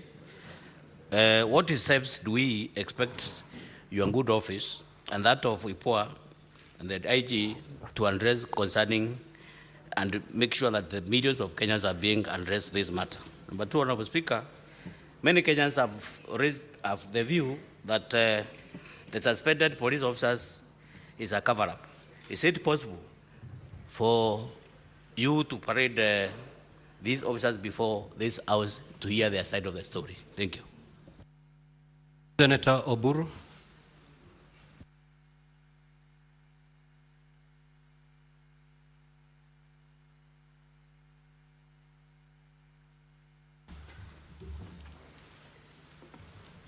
Thank you, Mr. Speaker, sir.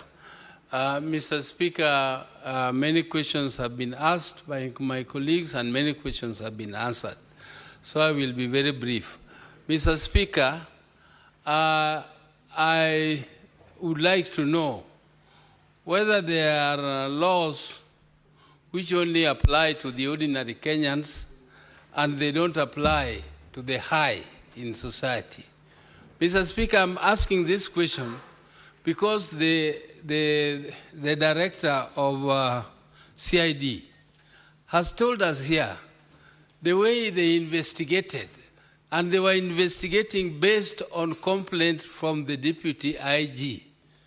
And that complaint from the deputy IG led them to go into great details of a so-called cybercrime, Mr. Speaker. I'm wondering whether if an ordinary Kenyan went to complain about a cybercrime, anything would be done. Me, I have complained, I have been defrauded of money. Did this young man defraud anybody of anything? Or was he just an ordinary blogger? I've complained when I've been defrauded cybercrime and the police take no action. They don't take them seriously, Mr. Speaker. Are there laws which are meant for others and not for others? Mr. Speaker, as politicians, are we treated differently? This boy is just a blogger. He was defaming somebody. For us, we are defamed every day, Mr. Speaker. We are defamed on a daily basis. And there is not treated as a crime. And if somebody thinks making me famous, it is making me more famous by raising those issues. So I don't mind, Mr. Speaker.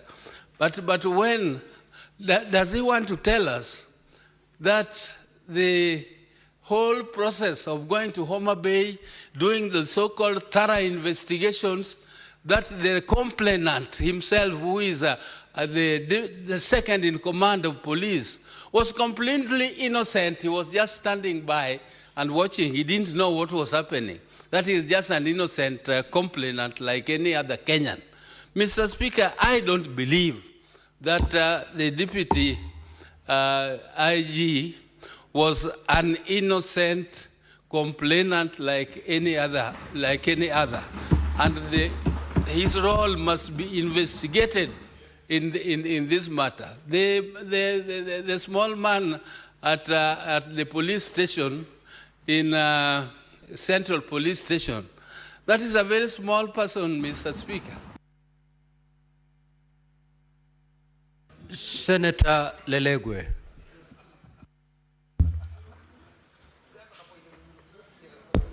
Thank you, Mr. Speaker. Mr. Speaker,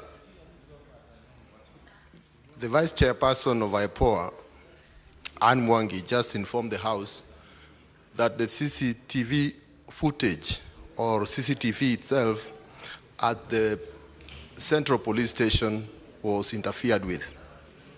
Mr. Speaker, my question is to the IG. What measures will you take to preserve and review the CCTV footage, cell records, duty rosters, and visitors' logs from the time Mr. Ojwang was in custody?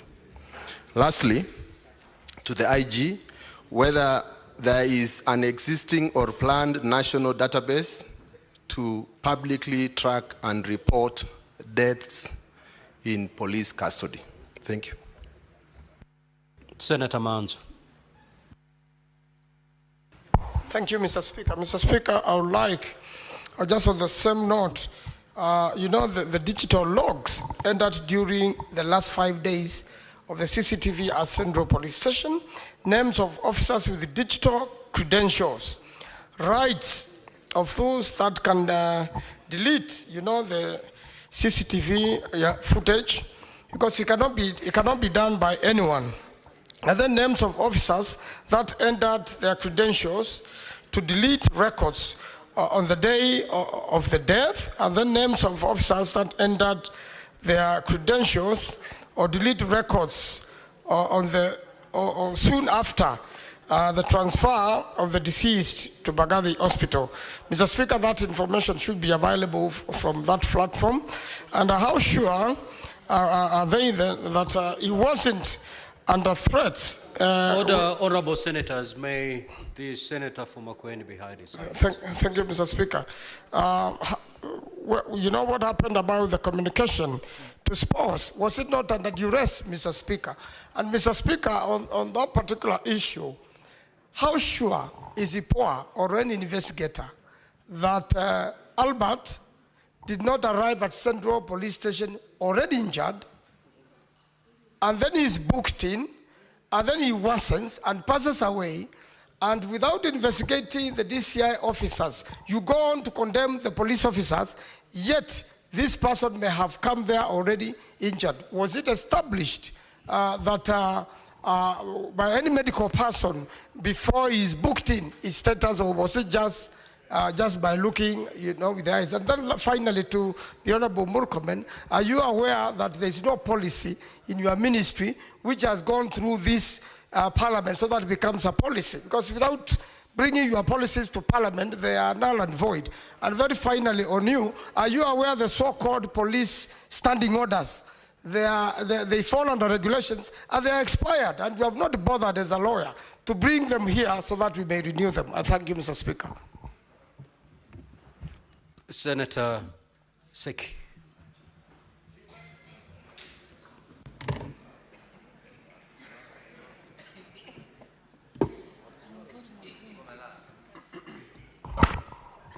Thank you, Honorable Speaker. Honorable Speaker, I also want to direct my question to the IG and the CS. Honorable Speaker, somebody had just asked about the fairness of the officers who have been given interdiction. But there is one officer who was adversely mentioned in this issue. And for fairness of civil servant, not because somebody is running an office and is senior in that position, I still and strongly believe that Langat, DIG, must be interdicted to await the IPOA verdict, Honorable Speaker. And this question must be brought, that fairness must be brought by the IG and the CS, rather than escaping because somebody is holding a big office and yet is just equal like any other officer who have been interdicted. The same law, the same regulation, the same public act is the one that works to all the civil servants. Thank you, Honorable Speaker. Senator Betty Montet. Thank you, Mr. Speaker. Mine is simple, and I'm going to direct it to the DCI.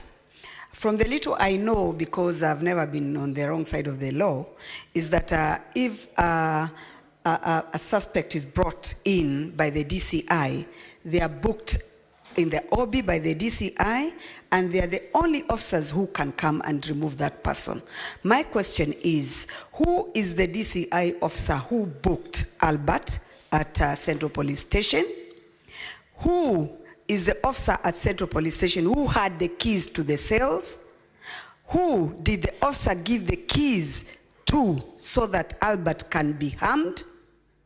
And who is the investigating officer in the CID department? Thank you. Senator Wakili Sigei.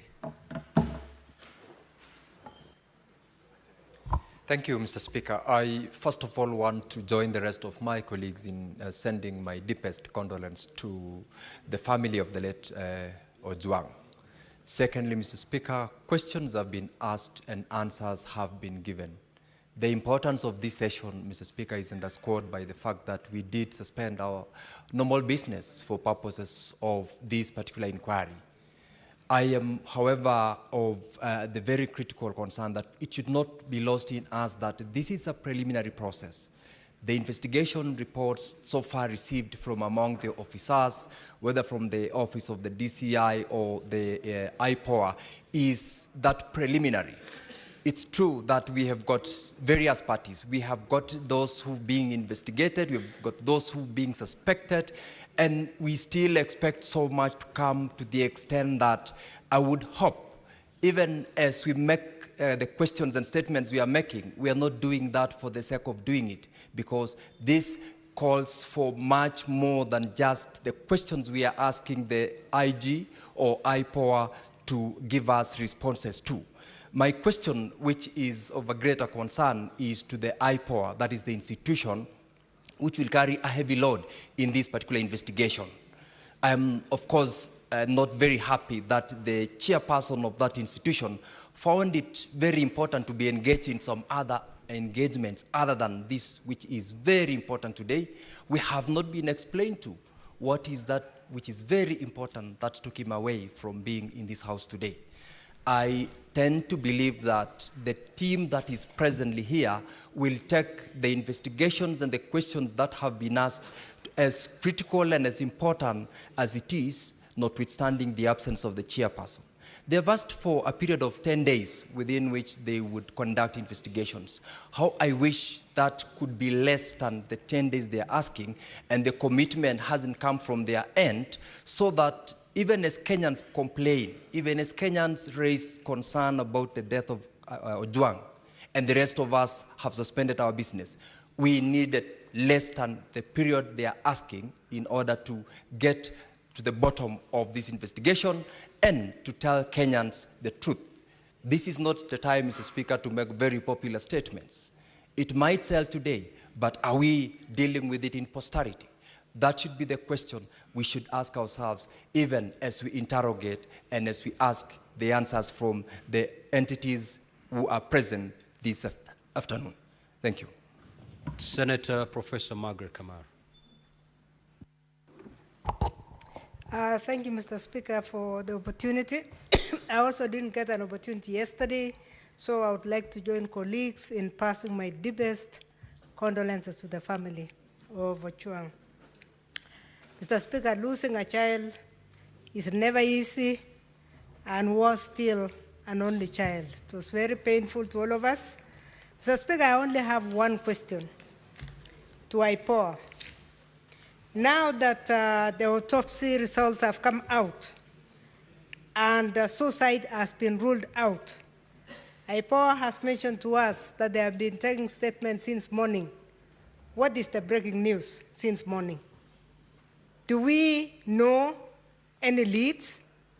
Because the country is listening to us. We have kept the minister, we have kept everybody here, but there are people who have been doing investigations. Have people been arrested? Have they been arrested? What is the current situation? Because, Mr. Speaker, the public have always been accusing us that when a senior person dies, the security system moves very fast. We need to know as of now, between yesterday when suicide was put aside, was ruled out, what exactly is going on as we are in this House. Thank you, Mr. Speaker. Senator for Nandi County. Finally, Chair, Mr. Speaker, I want to ask the following questions. One to the IG and DCI. CCTV, we need to do the CCTV of Central Police Station. They are said has been tampered with. We need accountability from 9 p.m. Saturday, 7th June 2025 to 8 June 2025, 4 a.m. Sunday. And yet in the records of OB, your current book, it says Albert was booked at 3:45 a.m., 2:35 a.m., and he was dead by 3:45, Mr. Speaker. Speaker, to the CS, you flew to Nandi a few weeks ago when Father Albert Alois Cheruiyot Bates was killed. You told the family you know the killers. People have been ill in Angata Baragoi. People have been killed, Father Maina. Mr. Speaker, when you read Article 245 and 240, the Ministry of Interior suffers from leadership crisis. And it is good the nation has seen the incompetence of CS Murkomen on this matter. And if anybody has to resign, we must start with the Cabinet Minister Murkomen, Mr. Speaker, because that is where the buck stops with, Mr. Speaker. And I want to tell you, Murkomen we have today is different. Abraham Lincoln said, if you want to know the true test of a man, give him power and money. All of us can withstand adversity, Mr. Speaker. And the CS must tell this nation, because I heard he has a wrong assertion that he's barely in office 6 months. Does he need 10,000 years to make change in this country, Mr. Speaker? Finally, he has not presented any policy on police brutality as per Article 245 and 240, Mr. Speaker. I think it is a high time that the President must do a reshuffle, take the Cabinet Minister of Interior back to sports, because he like lettering Muchezo in the business that we are discussing about this country, Mr. Speaker. And we will not sit and allow this to happen, Mr. Speaker. Everybody must be held to accountable, Mr. Speaker, and there is no law. Mr. Speaker, is PS, and I want to find out from him, is PS Omolo, when Ongondawere was killed, he used to give blow-by-blow information. What is happening to Albert Ojwang? What is happening to Father Alois Cheruiyot Bates? What is happening to Angata Baragoi who was killed, Mr. Speaker? He must be held accountable. If he doesn't want to be held accountable, let him take a walk, Mr. Speaker. So my questions are to the CS and the question to IG and DCI, Mr. Speaker, so that we, and being a guest of most of these cells, I have slept in them, Mr. Speaker. And I don't fear to sleep in it in future, because I know how to maneuver myself. The only danger is I might be killed. But what I want to find out from these police cells that we're having, is it have CCTV cameras in most of these, Mr. Speaker? Are they introducing CCTV cameras to all police cells across the country? Or is there a slow modus operandi that shows that you can be arrested in Nandi, the way I was driven for 4 hours, and that day I never got even a soda. Senator Hamida.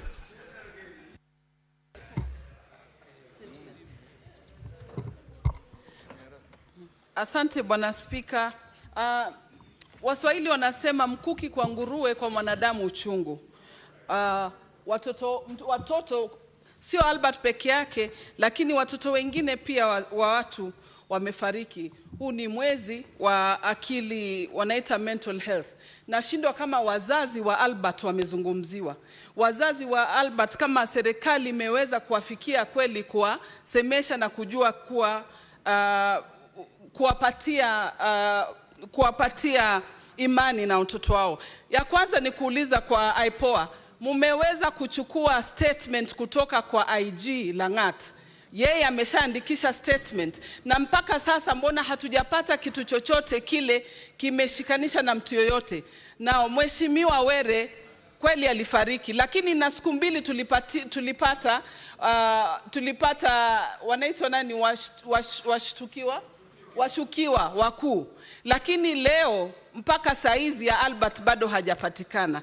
Nashindwa. Na ya pili ni kuwa Albert alipewa nafasi ya kukutana na wakili wake, hata kuzungumziwa, manake yeye alikuwa na nafasi ya kupewa nafasi na wakili, awe na wakili wake. Alipewa nafasi ya kukutana na mtu yoyote.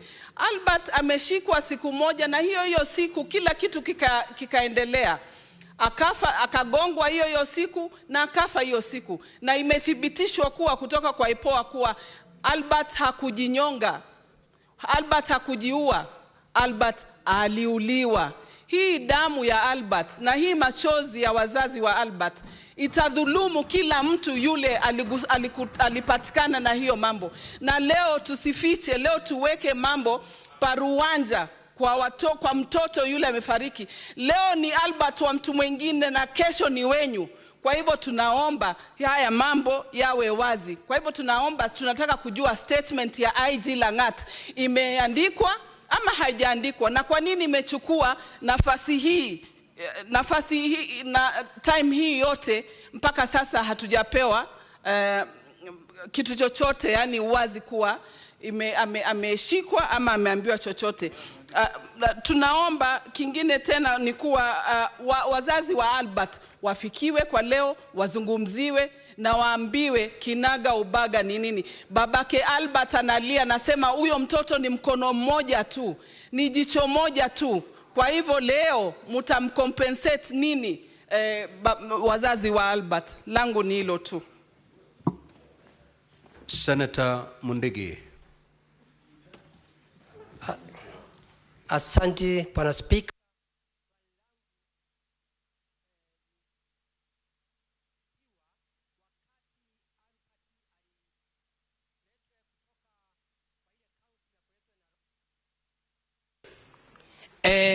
Na tunajua kila station iko na askari, na kila dakika kidogo kama watu wengine wanakuwa pale, kwa hiyo station haivungangwi.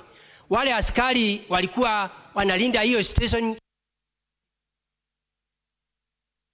Kenya ING, wakati ulikuja hapa tulikupitisha na tukajua utarainisha upande wa ulinzi.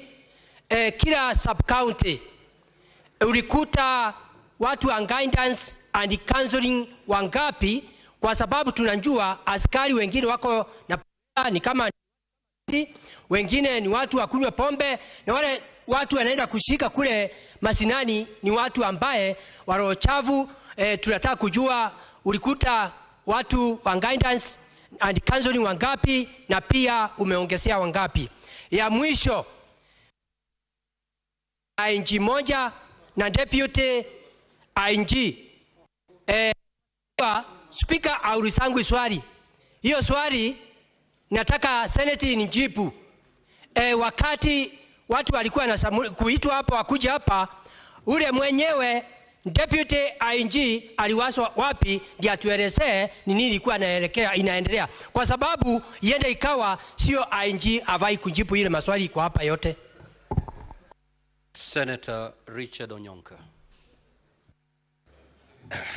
Thank you, Mr. Speaker. I just want to say, number one, this is a sad event.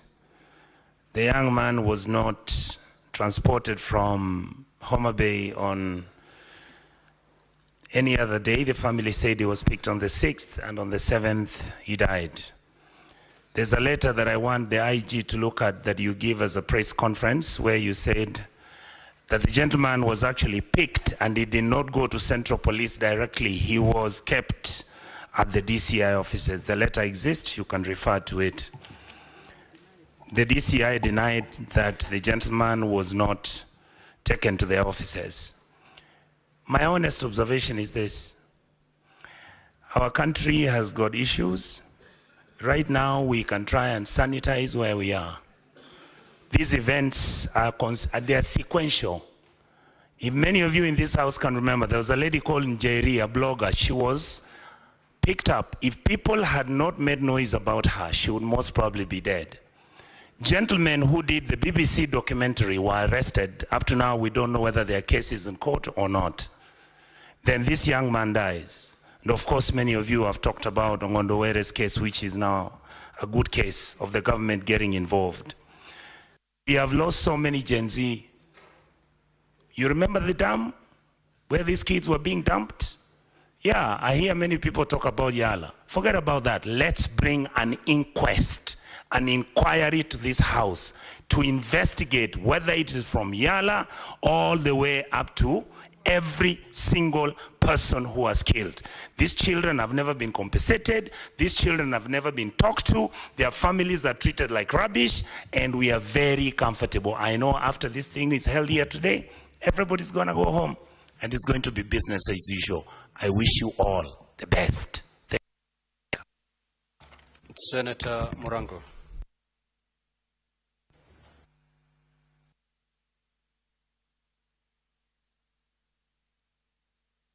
Najua kutangulia chanoni kuzindi tonge. Kwa hivyo walionitangulia wameuliza maswali mengi muhimu. Mr. Speaker, swali langu litaenda kwa IPOA. Niwaulize katika uchunguzi wao mahali wamefikisha hadi sasa, mshukiwa Albert Ojwang mmepata kama alikuwa peke yake katika ile seli aliwekwa ama walikuwa na wenzake? Hilo ndilo swali langu la kwanza. Na la pili ni kwamba katika kanuni za kushughulikia wafungwa ambayo tumepewa leo na IG, linasema kwamba mshukiwa anafaa kuwa na uhakiki wa kiafya kwamba ako katika afya nzuri kabla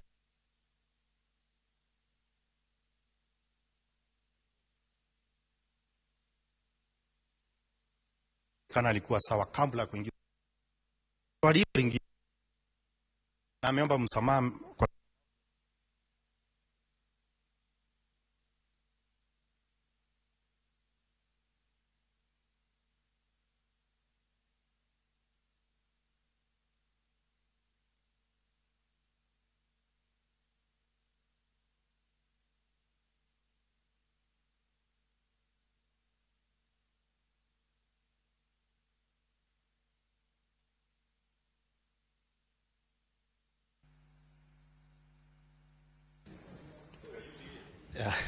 Thank you very much, Honorable Speaker. Honorable Speaker, I want to join my colleagues in conveying my sincere message of condolences to the family of the late Ojwang.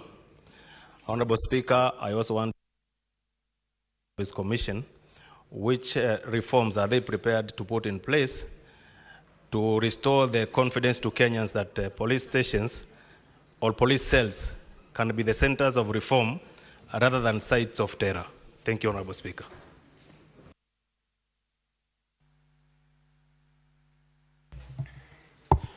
Thank you very much, Honorable Speaker.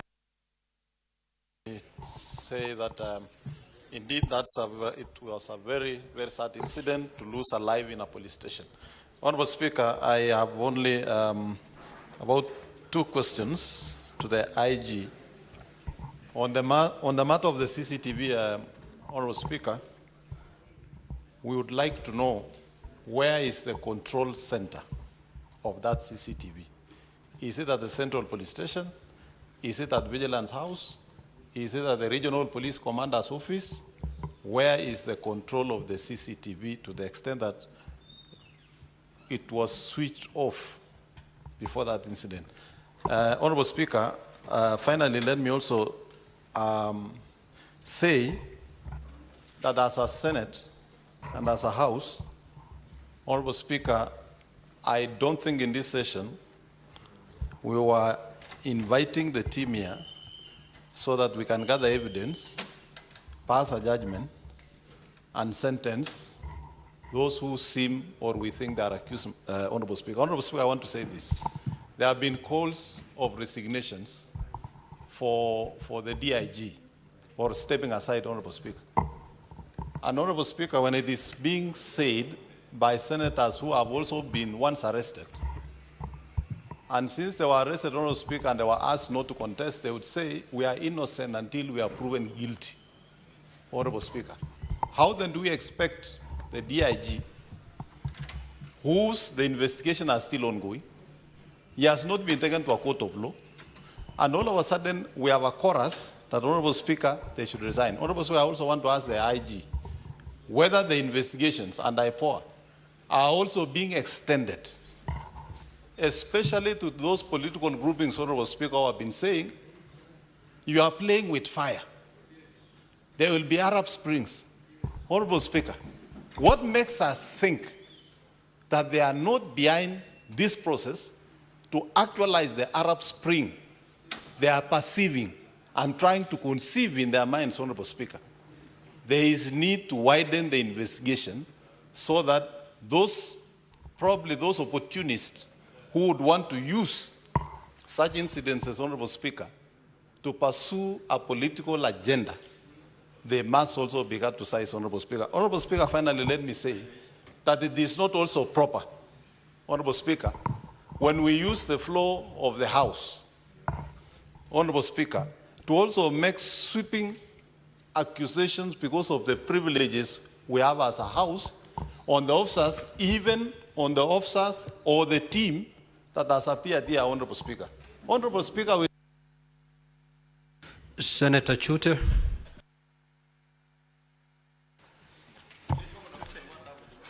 Thank you very much, Honorable Speaker. Honorable Speaker, I want to refer you to our Constitution, Article 26, 1 and 2. 1 says very clearly, every person has the right to life. 2 says that the life of a person begins at conception. Article 29, every person has the right to freedom and security of the person, which includes the right not to be, on D, subject to torture in any manner, whether physical or psychological. Honorable Speaker, last week we lost 4 people in Loyangalani. 2 of them are between 19 and 20, and 2 others are between 35 and 75.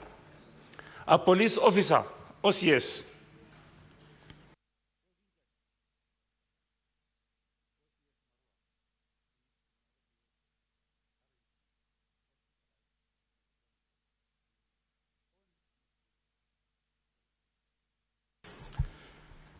Honorable Speaker,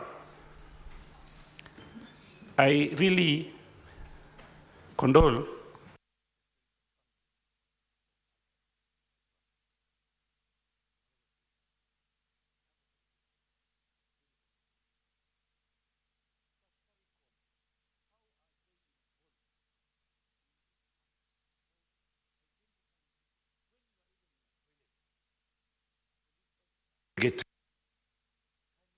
Safaricom to come before this House and tell us what is going on.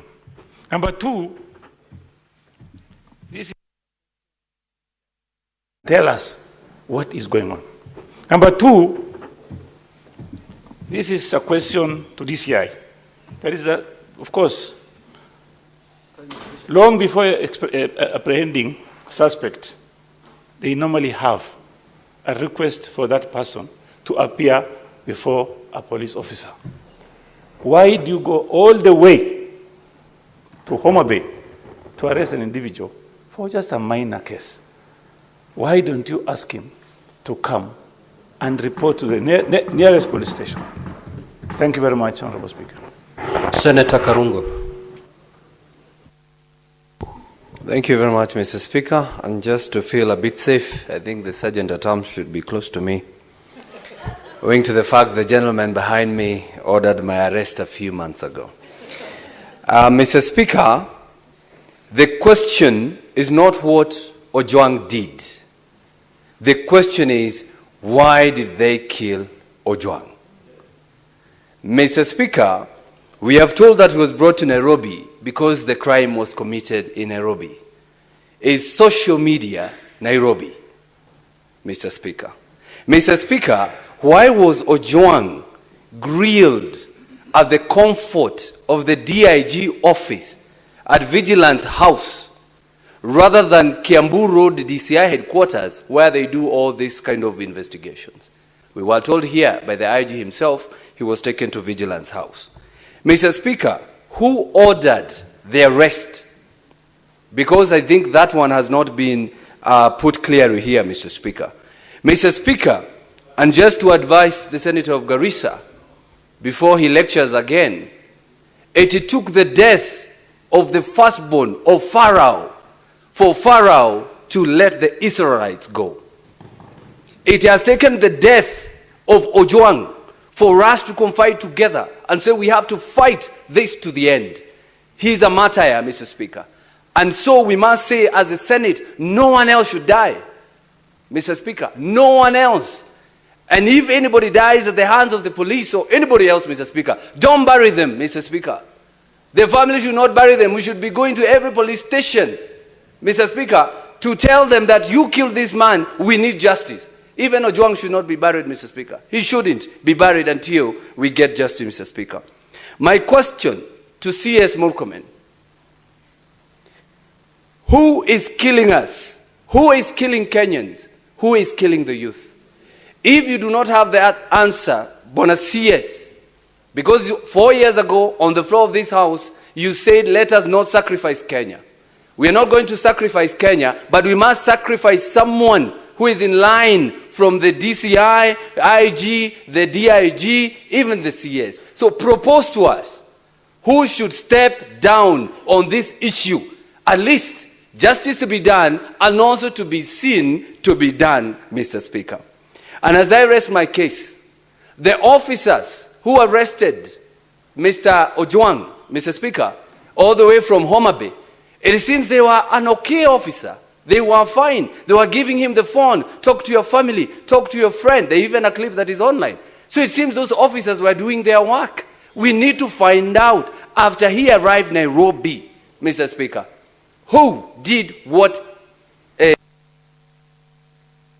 Senator Kisang. Thank you, Honorable Speaker. Honorable Speaker, I want to associate myself fully with the statements done by Senator for Garissa. Honorable Speaker, those of us from North Rift, we have suffered for so long, and I wish the media could have helped us and highlighted the way we are doing this, Honorable Speaker. Honorable Speaker, I have three questions. Question number one to the DCI. How is Chief Inspector Talam a main suspect, as you have alleged, and you have told us Talam was not in the police station during this particular period when Ojwang was brought to Central Police Station?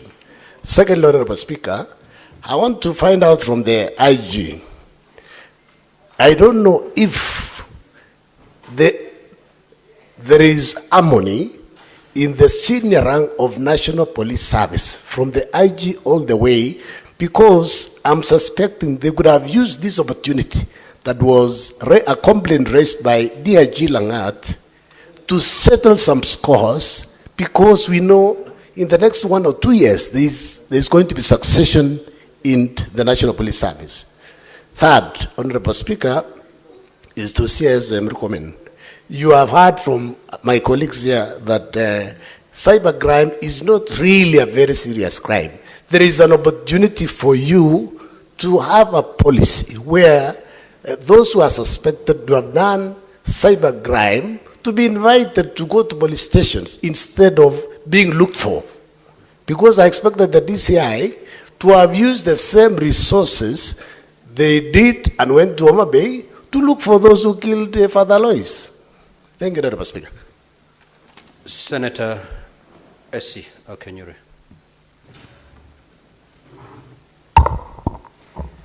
Thank you, Mr. Speaker. First, I wish to say that the issue of Ojwang is a very emotive issue because, Mr. Speaker, we have spoken about every other thing, but no one is speaking about the young lady wife who's been left behind, the young child. Cabinet Secretary CS Murkomen, I would wish that out of empathy we commit to assisting the young lady and child who's been left behind. Mr. Speaker, I also wish to find out an explanation on the time difference, because on an ordinary day when I leave Kisii for Nairobi, it's less than 4 hours, I'll be in Nairobi. I would wish to have an explanation from the IG on the time difference between the time Ojwang was picked and his arrival at the Central Police Station. To the DCI, what criteria did you use to conclude that the OCS is the prime suspect?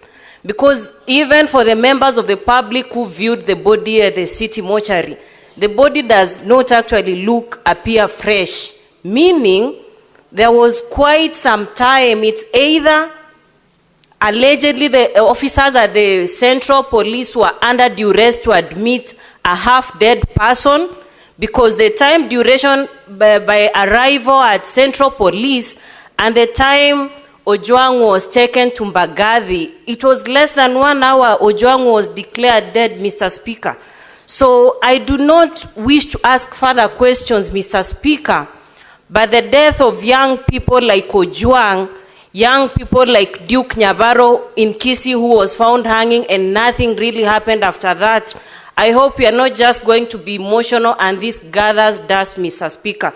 We need to find why Ojwang, a young man from a peasant family, had to undergo this when they come to the city to try and make a living for themselves, Mr. Speaker. May his soul rest in eternal peace, and so sorry for the family and the people of Homa Bay. Thank you. Senator Mariam. Thank you, Mr. Speaker. Mr. Speaker, first of all, we are only listening to one side of the story, Mr. Speaker. So I urge the committee first to listen to the Albert family and to hear more from them, Mr. Speaker. Mr. Speaker, my question is about cybercrime. Mr. Speaker, cybercrime in Kenya is increasing. So how the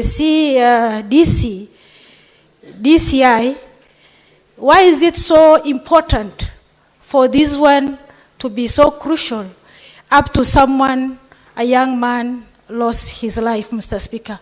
Does it mean the person who is issued by Albert is holding a big office? That's why he lost his life, Mr. Speaker. Secondly, Mr. Speaker, IPOA listed 5 members of DCI who arrested Albert from Homa Bay, Mr. Speaker. But when it comes to the first prime suspect, why is it not them? Because when the Albert was admitted to Central Police stations, the OCPD refused to admit because of his health sector, because they said we cannot admit him until maybe you have to take him to the hospital, Mr. Speaker. Then does it mean that 5 members of police of CIDs for DCI must be the first suspect to be interdicted, Mr. Speaker? Secondly, Mr. Speaker, when IG interdicted the police, Mr. Speaker, why are they not arrested and not put in jail so that the investigation will go on? Thank you, Mr. Speaker. Senator Mbugua.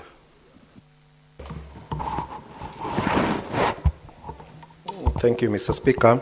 Very quick clarification. First, from the IG, I would want to know the name of the officer and the designation of the officer who found the late Albert Ojwang in the state he was in the cell for him to be taken to the hospital.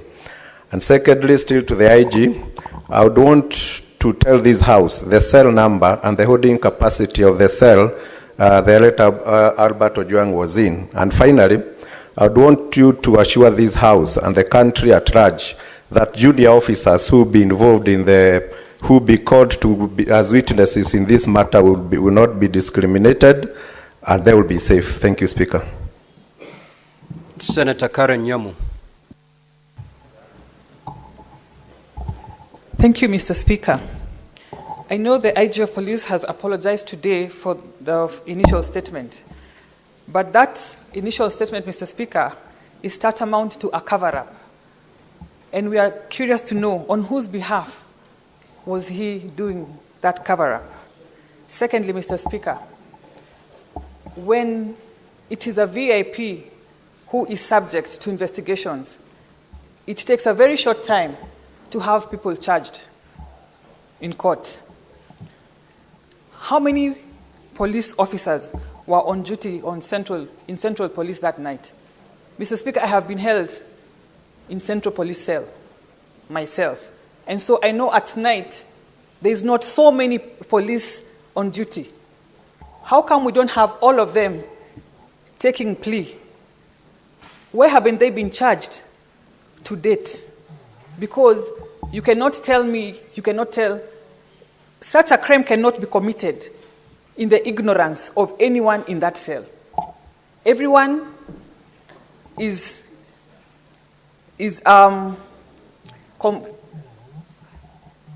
what do you call it? Everyone is involved one way or another.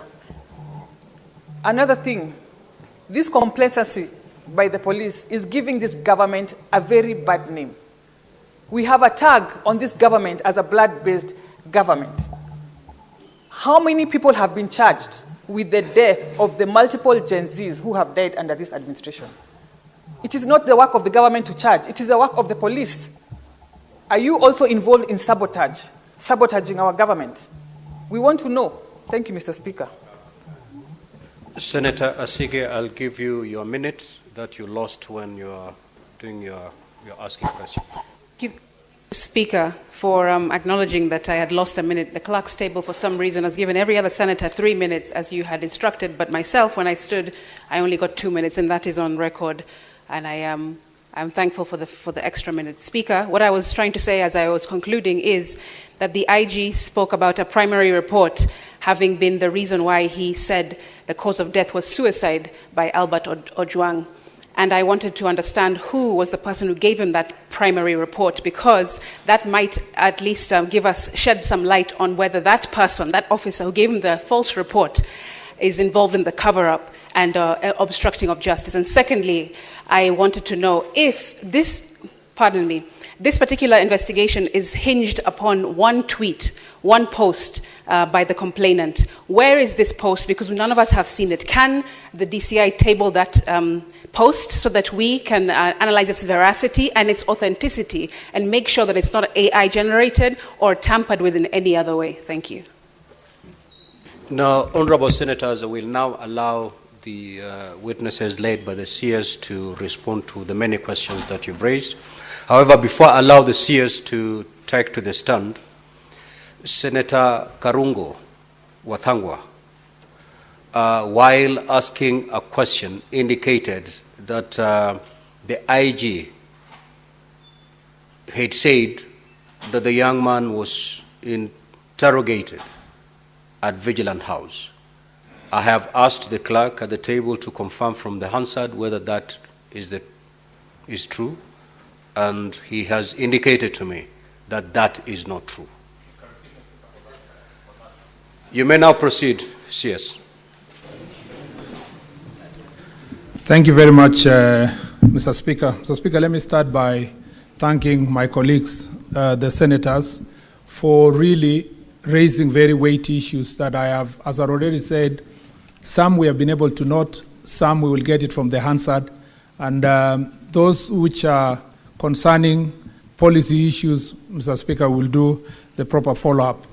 I also would like to say on the floor of this House that considering the number of cases that IPOA is being requested to investigate, Mr. Speaker, from a policy perspective, it's important as a country that we give IPOA more support in terms of resources and ability to hire more investigators so that these cases are heard and resolved expeditiously, because people are asking this question, Mr. Speaker, how come the one for Honorable Were was handled within a week or so on a shorter time, and how come this one is not moving at the same speed?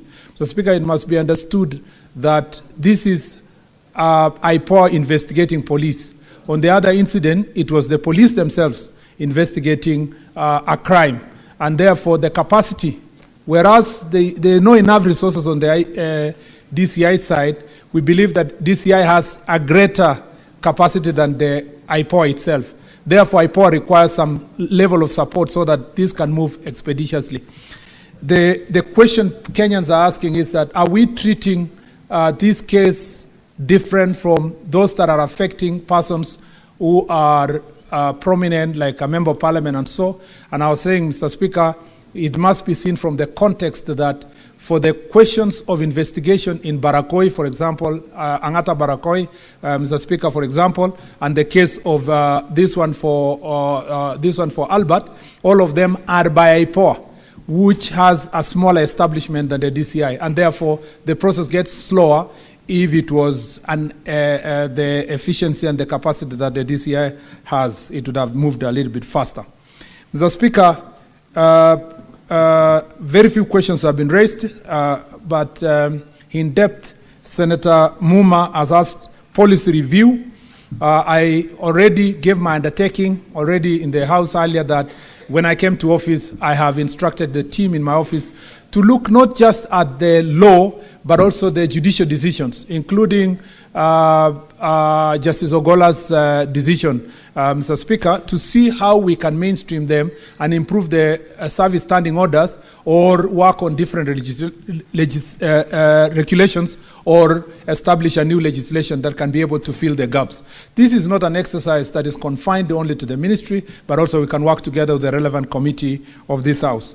Mr. Speaker, on the Commission of Inquiry and Inquest, I think those are very genuine legal, constitutional parameters that can be used, or instruments actually, that can be used to get to the truth. Where there is doubt that the truth can be found, these mechanisms can be utilized. However, Mr. Speaker, in the situation that we are, I think it's too early, considering that it was only 2 days ago, to pass judgment that IPOA is unable to do these investigations. But should the investigations not bear any fruit, Mr. Speaker, those are instruments that can be considered by this House as ways of investigation. Mr. Speaker, on the curriculum, we have the curriculum. We have the curriculum, and as Senator Muma, having myself trained before on rights-based approach to development, I know what you mean by saying, talking about human rights approach to service delivery. The instruments are there, but the ability to disseminate it, to catch up with the older population that are already been trained, and also the ability for the National Police Service to have continuous training is constrained by resources and facilities. In fact, we might have this discussion another time. You know that all over the country, wherever you go, and for those who have been with me in the Gikuu la Usalama, you realize that the National Police Service has many issues that needs to be dealt with. A police station, even for a police station to have a CCTV, is just by luck, because some of them don't have OB, some of them don't have furniture, they don't even have a computer. We have shortage of vehicles. We have all many other challenges that this administration realized. That is why there was a police reform committee that was put in place to see how best are we going to enhance. And that's why we're doing procurement now for vehicles. We're trying to do digitalization and digitization, so that if you had the DCI properly, it told you that part of the occurrence book is reported digitally, and that's evidence that cannot easily be erased, not like a book or a paper within the police station. So there's a lot of work that we want to do on digitization and digitalization of the police service. But the challenge we still have is to work on the resource constraint that we have. So police officers are asking for basics: a police station with a cell, a police station with a vehicle. At the moment, OCS is sharing a vehicle with OCPD and so forth. And all this we are working on as a ministry, and this is an area that I put a greater emphasis to see that the police officers are resourced to do their work. Again, on the issue of Senator Beatrice Ogola, I am very clear, Senator Beatrice, I am very clear in my mind. I saw the father of the late Albert Ojwang, and like any other parent, I felt the pain of that parent. and they only give possible gift we can give them in the time that they have lost their loved one. And it's even more painful when it's the only child. Mr. Speaker, is to promise them that we will do everything we can and to ensure that justice is done and to ensure that those who perpetrated this heinous act are put behind bars, Mr. Speaker, so that they can suffer the pain of having inflicted this grievous bodily harm, which eventually resulted in the death of Albert Ojwang. Mr. Speaker, that is the little we can give. Of course, Mr. Speaker, as I said earlier, we are obligated as leaders and also citizens and also within this leadership of this ministry to support their family, like Senator Veronica Maynard asked earlier, so that we, in a small way, we can be able to facilitate and help them to find ways of comforting themselves. But I tell you, Mr. Speaker, there is nothing actually that can compensate the loss of a child. And therefore, Mr. Speaker, I stand with them and I will do everything as a cabinet secretary to ensure that those who committed this act are brought to justice. Mr. Speaker, she has also asked what's the motive. I think the motive is a subject of investigation. Let's allow the investigations to go on. It will eventually reveal to us who exactly did it and why, Mr. Speaker. There are many indications, almost like the whole indications show that this is a crime that happened within the police station. Mr. Speaker, if it is confirmed that it happened within the police station, Mr. Speaker, I believe, Mr. Speaker, that those who will be found should be held accountable. But, Mr. Speaker, we must also find resources to expeditiously make our police station safe haven for those who are going to there to get justice and particularly to be brought before justice.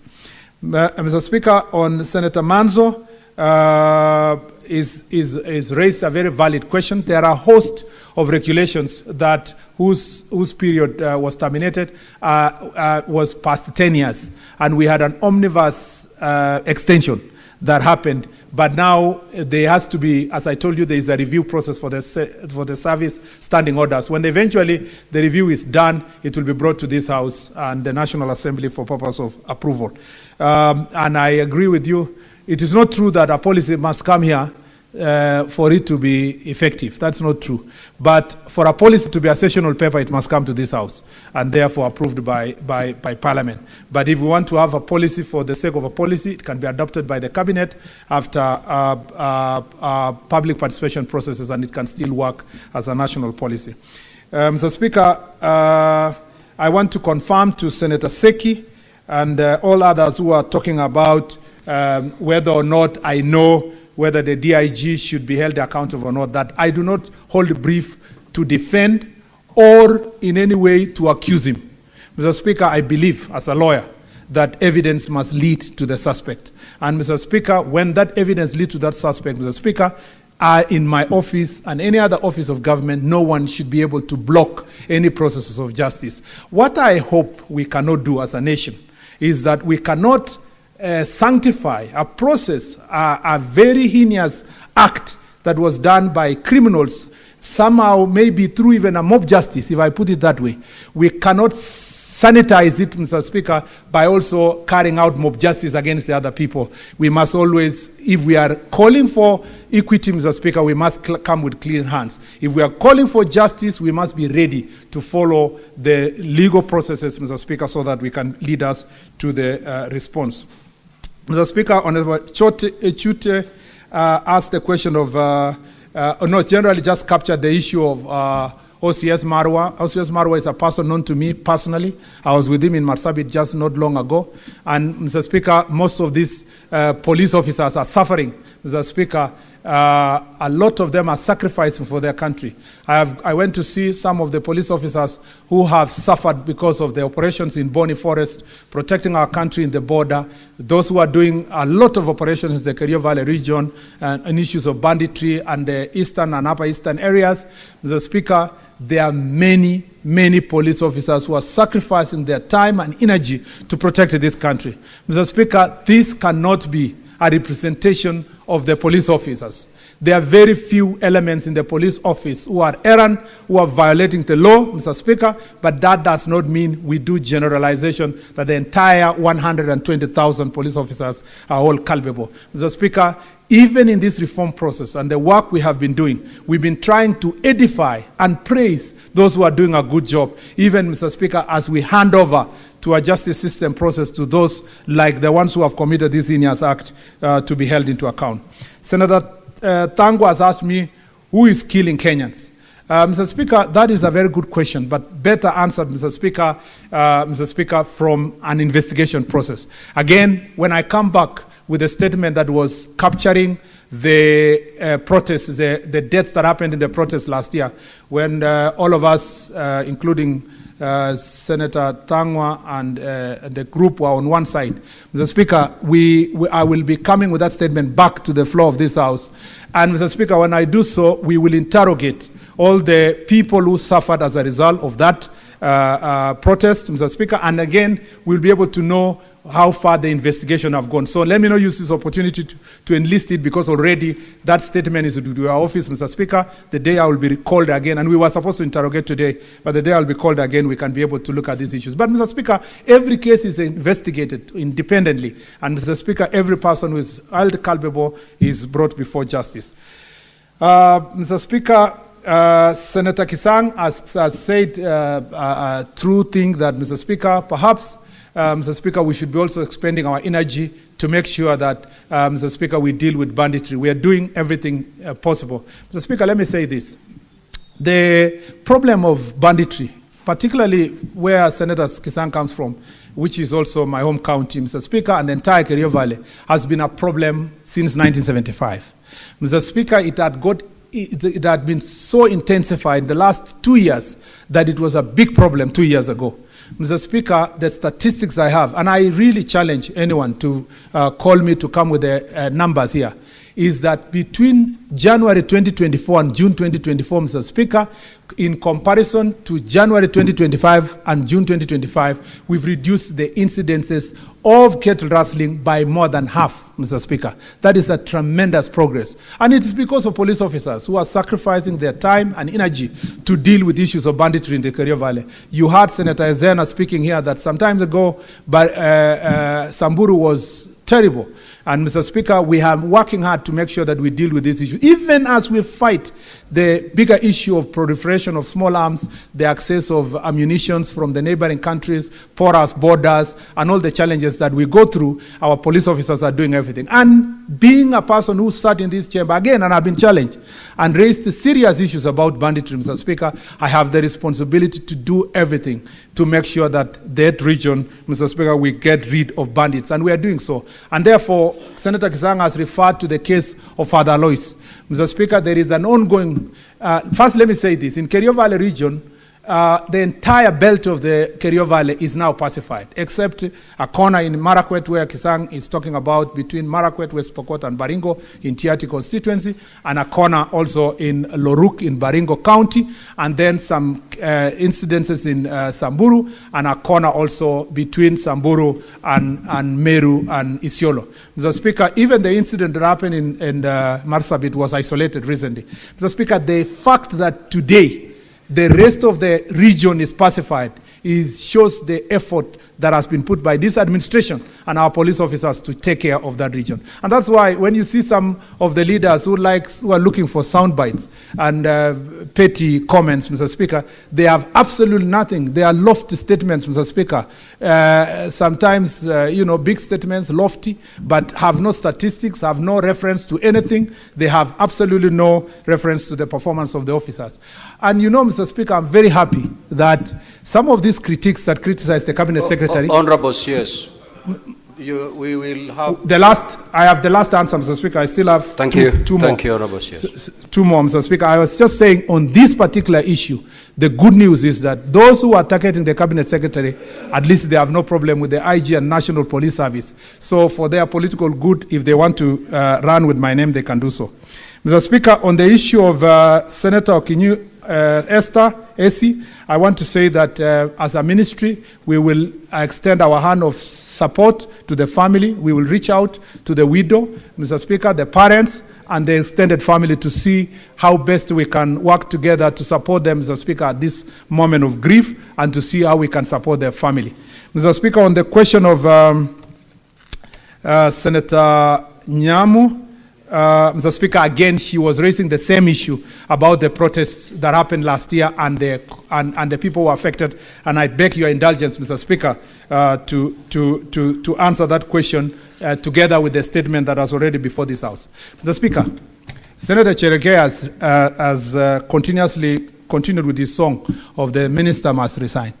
Mr. Speaker, I think it's important to say this because I will be coming to this House over and over again. And every time I came to this House since I was appointed a minister, this same senator is only talking about Murkomen must resign. Mr. Speaker, when I was the Minister of Roads and Transport, Cherege used to argue that I must resign because many people are dying because of road accidents. When I left the ministry, Mr. Speaker, he has gone quiet. Suddenly, there are no road accidents. Mr. Speaker, when I went to the Ministry of Sports, it is the same Senator Cherege who kept saying I must resign. In fact, in one incident, there is a team that went for a volleyball tournament and they lost, and he said the minister must resign. Mr. Speaker, since I left the sports ministry, he has never been able to talk about performance of the volleyball team or the football team, and he never said that I must resign. When I came to this ministry, Mr. Speaker, he never waited for 2 months. He said the minister must resign. Mr. Speaker, all this resignation is compounded around a theme of the minister is incompetent. Mr. Speaker, Senator Cherege was my student. I taught him, not one subject, not 2 subjects, more than 2 subjects. Mr. Speaker, his performance was below average. Mr. Speaker, he has no legitimacy at all, Mr. Speaker, to question my competence or performance. Honorable Mr. Speaker, Honorable CS, and I will table the results if it is required. Honorable CS, Honorable CS, the academic performance of any senator is not something to be debated here. I will go further, Mr. Speaker. I will not even talk about this. Honorable CS, kindly conclude and allow the other witnesses Mr. Speaker, since you gave him good time. We only have 20 minutes to be shared. I need 4 witnesses. I need 2 minutes of right of reply, Mr. Speaker, and I will be done. Conclude. Yes, Mr. Speaker, when I was a senator here, the biggest debate I ever had in this chamber was police brutality against the senators who were being arrested so that they don't vote in this House. Mr. Speaker, when I stood in this chamber and told the Speaker he must not sacrifice Kenya, it was because Senator Malala had been arrested, Senator Keleleko had been arrested, Senator Lagata has been arrested, Mr. Speaker, to reduce the numbers of people who are voting to defend people from marginalized areas, including Kilifi County. Mr. Speaker, that time, Senator Cherege was opposed to any process. He told the Speaker in this chamber, and the Hansard will bear me witness, that we must progress and vote because, Mr. Speaker, he cared less. Mr. Speaker, if performance is anything to go by, anyone else can assess my performance, not Senator Cherege, Mr. Speaker, in that regard. Mr. Speaker, I want to say this, that and I can say many things, which I don't need to say here, but I want to conclude by saying, Mr. Speaker, this chamber is a very serious house. If I always have to come here for one individual to always be talking about incompetence, he must resign. That is a normal song every day. He doesn't provide evidence, except what he used to do here to ask questions, Mr. Speaker, that are procured from out there. What else does Senator Cherege feel like he has done in this country? I must say that we must respect each other. We must respect people's offices. We must respect it. And when people question you the way some senators have questioned me here and asked me about my performance, I respect them because it's objective. But not every time you say this and that, Mr. Speaker, he reduces this august house, which I served gladly, Mr. Speaker, to a place of vendetta. Mr. Speaker, I beg to submit and I thank you. The IG, please. You may take the stand and respond to the questions that have been directed to you.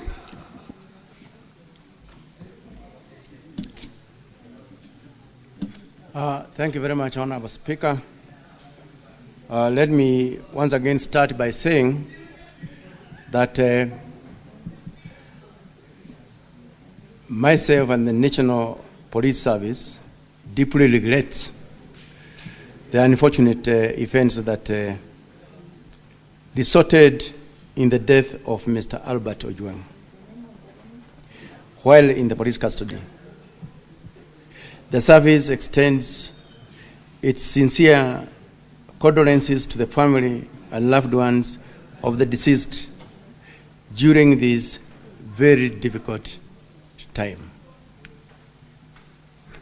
In line with our commitments to accountability and transparency, again, I would urge IPOA to move with speed so that it can be able to tell us who are these who committed this heinous crime at the Central Police Station, so that at the end of the day, they can be able to face the law squarely and answer to their crimes.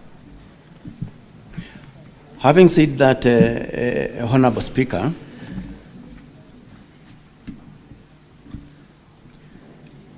let me start by saying that I've already apologized for the erroneous reporting that was done at that very early stages when this kind of crime was realized. And number two, that has since been rectified because we have even seen the outcomes of the autopsy that was done yesterday.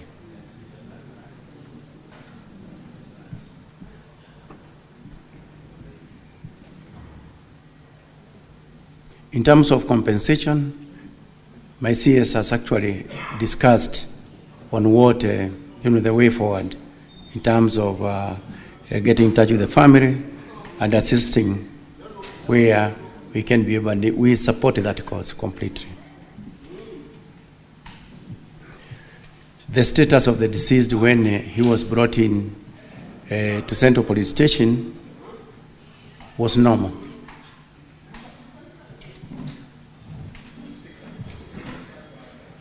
That information, the status of the deceased when he was brought in to the Central Police Station at that 23 hours, the status was normal.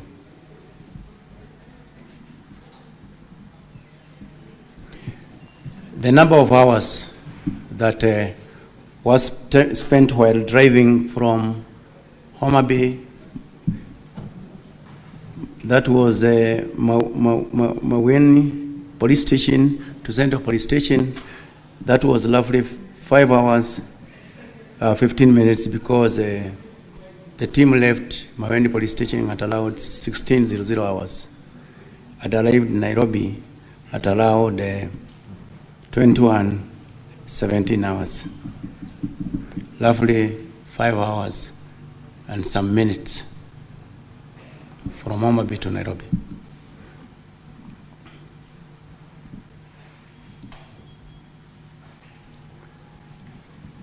There is that question of why not invite the suspect to come to record statements at the nearest police station. The DCI is going to deal with that one, Honorable Speaker.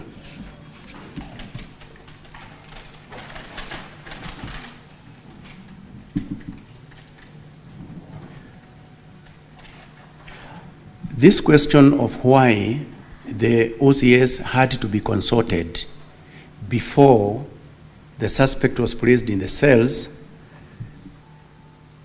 again, the DCI is going to answer for it very, very, very clearly, Honorable Speaker.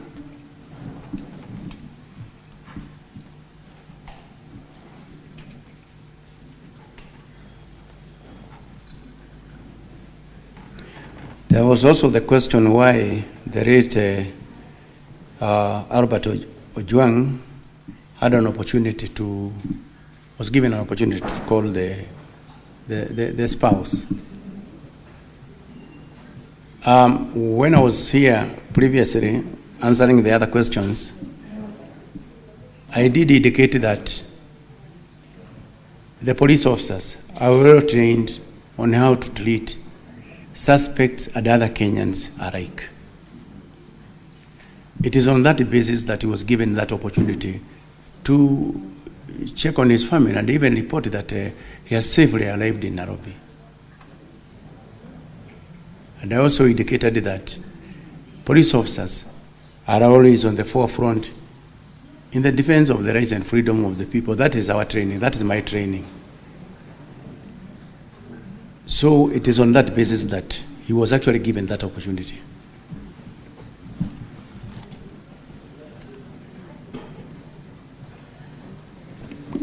Two minutes to go. Now, in terms of processing persons of interest, the question is whether the numbers, the persons of interest have actually been exhausted. I think that one will be effectively answered by IPOA, who are actually investigating on the same honorable speaker.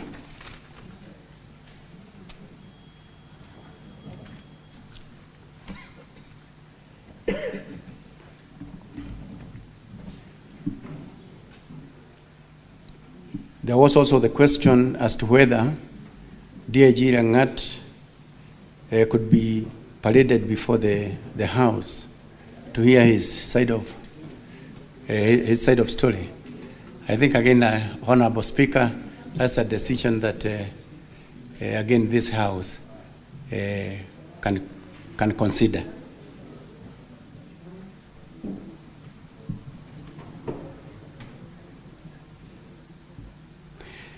Whether there are different sets of laws for different sets of people or groups. Our laws are for everybody. Nobody is above the law. And the DIG was explained by the DCI. He did launch his complaint in writing to the DCI. And the DCI, in his wisdom, had a team to look into that complaint. And that is basically, as he explained, how that investigation commenced.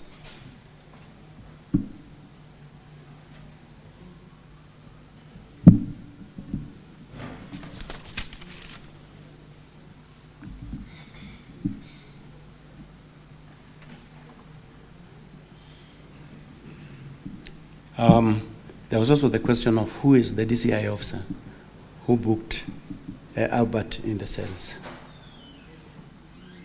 The names are also there with the IPOA, and I believe the IPOA is going to provide for that.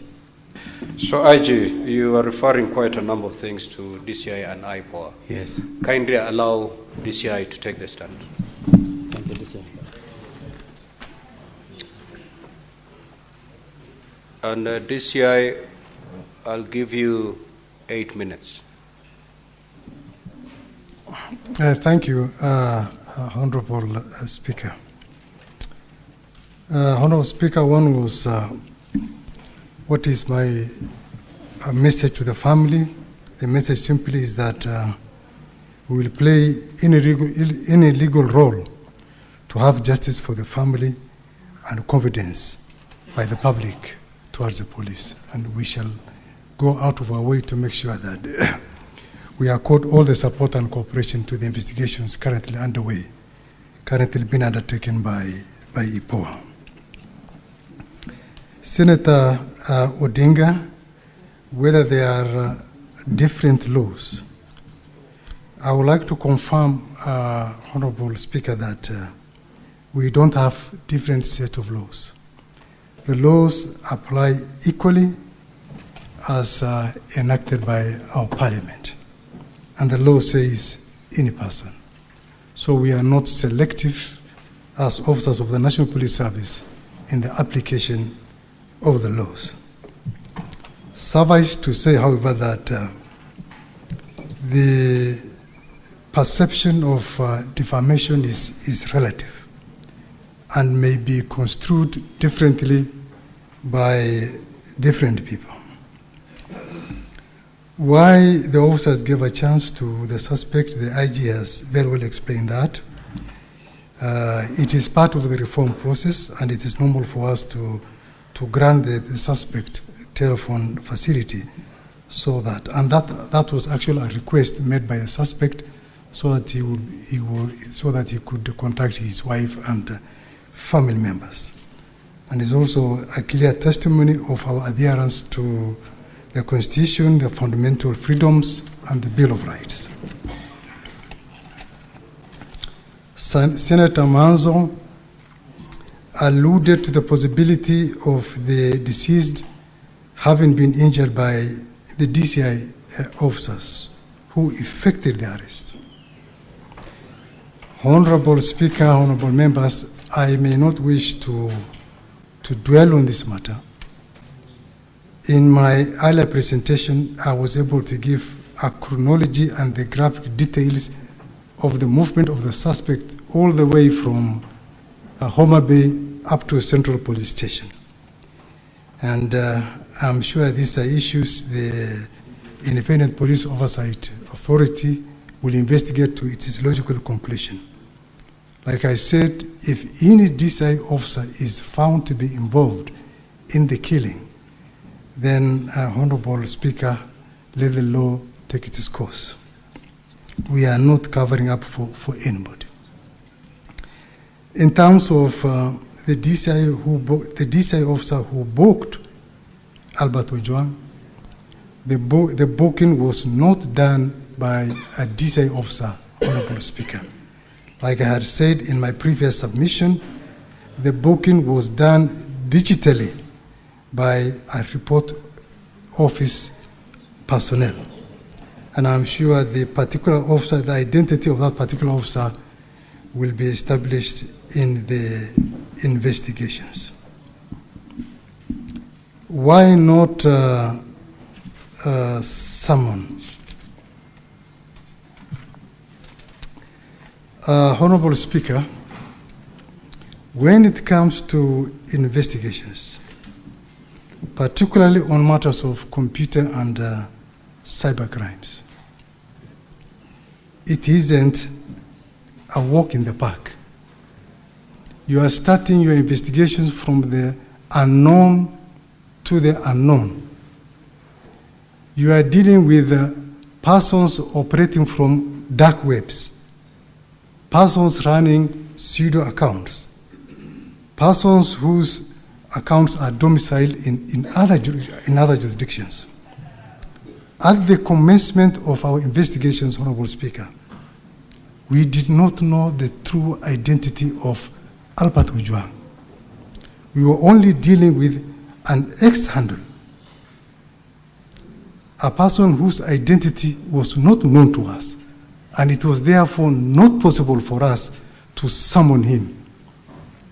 It took a lot of efforts, a lot of expertise for us to unveil the identity of the owner of that ex-handle. And that's why it was not possible for us to summon the late Albert Ojwang up to the point where the officers went and arrested him. Sometimes again, and this applies to it's a general investigative technique, Honorable Speaker, some summons might be prejudicial or even interfere with our investigative processes. Like you are investigating a cybercrime and you want to recover a computer from a suspect. You cannot just summon that suspect to come and report to the police station. What is the risk? You have the risk of that suspect deleting the information that you require to use as evidence in court.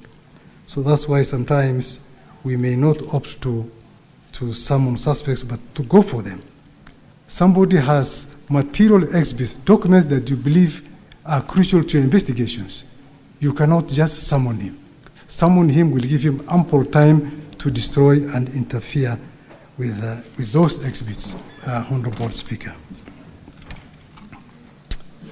In terms of who issued the orders to have Albert Ojwang ferried from Homa Bay to Nairobi, Honorable Speaker, we don't micromanage our investigation processes.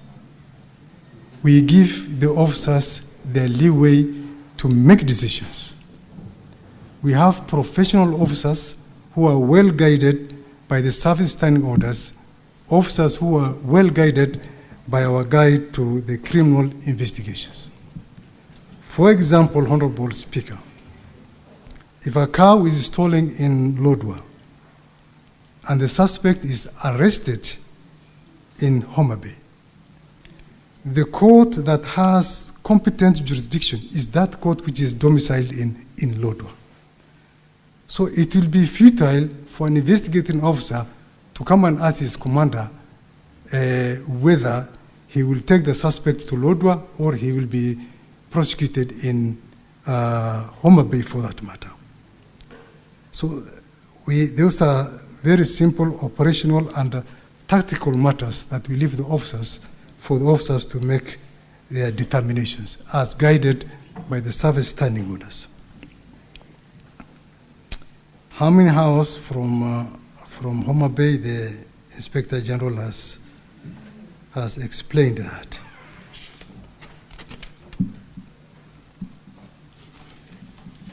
And there was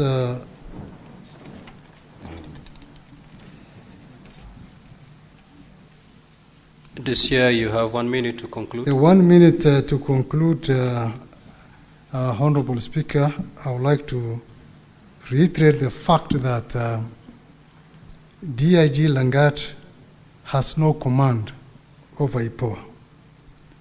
His command is limited to Kenya Police Service. I am urging this August House that the general mood in the country should not be used to victimize DIG Lagat. Let us wait for the investigations to establish the circumstances under which Albert Ojwang met his death. Thank you, and I submit, Honorable Speaker. IPOA. IPOA, you may take the stand. Thank you, Honorable Speaker. I want to, first of all, answer a concern that has been raised on my chair. And I spoke to him during the break. We got the notice of this particular sitting yesterday when he was already out of the country. But as we speak, he's finding his way into Kenya. He's coming back because we have a similar sitting tomorrow with the Parliamentary Committee. And together with me, Speaker, today are 3 commissioners and the CEO of the authority. So we are taking this matter with the seriousness that it deserves. And one of the commissioners present today, Honorable Jacqueline Lukalo, attended the autopsy process on our behalf. So, Honorable Speaker, I had questions that were asked. One of them was the clarity from Senator Siege, Senator Murago, and Senator Mandago. Our preliminary findings show that the young man, Ojwang, was alone in the cell, and the neighboring cell where we have had 2 witnesses, one has recorded a statement, they have said they had loud screams from that particular cell. But unfortunately, Honorable Speaker, the cells are not numbered. So we are also giving a recommendation for the cells to be numbered so that a cell is allocated vis-a-vis a person in the OB. The next concern was by Senator Wambua on the safety. I hope I got the name right. On the safety of our investigators and our officers. Honorable Speaker, our investigators especially are not safe, going by the fact that they're investigating armed police officers. But in the same light, in the security service laws, which are headed by the CS Interior, we are seeking for licensing to carry firearms. We were recently in South Africa, and our counterpart, IPID, the body that a lot was borrowed to the formation of IPOA, They have licenses to carry firearms, and in the same light, also the right to arrest, the powers to arrest, and also the powers to prosecute. So that is something we are pursuing through the legal reforms in the security services laws. There was also a question on Senator Hezena on tampering of the CCTV. And as I'd said, we have engaged experts on the retrieval of the same. And we have the DVR, that is like the motherboard of the CCTV with us. So that is what we will use to reconstruct the evidence if we are able to get, after the information that we'll get from the expert. As I had indicated, Chair, the investigations are ongoing, so I believe we'll have more information as we go by. There was also a question by, I believe, oh yes, the forensic laboratory. And we have a small forensic laboratory at the authority that we use, especially on the small cases.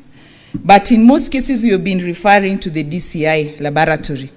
And that is why in the same security service laws, we are seeking for an independent forensic laboratory, especially on the issues of ballistics. But on the government chemist, like what we have sent currently on blood and tissue samples, that one we work with them, and we also have partners that we have signed MOU with who have the capacity of the same laboratories. I believe, Chair, I have answered the questions, but there was one on the DIG, and as I had indicated, we are taking statements from the officers who are at the station. In total, there are 17. And I believe if the investigation and the evidence that we are getting would lead to any other officer, including senior officers, to be investigated, we'll have no problem in calling them in or summoning them into IPOA to give us the evidence that is required. With that, with what we are receiving today, as Professor Kamar has asked, what is leading? I've said we interviewed specifically. We asked for information from the OCS because the CCTV is domiciled in his office. So after today, I believe we'll be able to have a report that we'll give to the committee as our progress report. And I believe, as Honorable Sigei said, we'll be able to work in less than the 10 days to submit the file to the ODPP. But we seek for cooperation from the Senate, Honorable Speaker.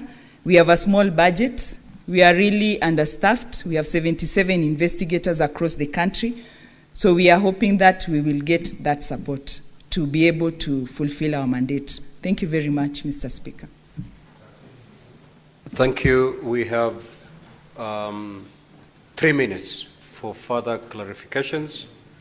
I will go back to the move of this business, Senator Eddy, and then Senator Methu. We have 3 minutes to do this. Senator Eddy, you may proceed. Senator Eddy, if you don't have any clarification, you may yield to your colleagues.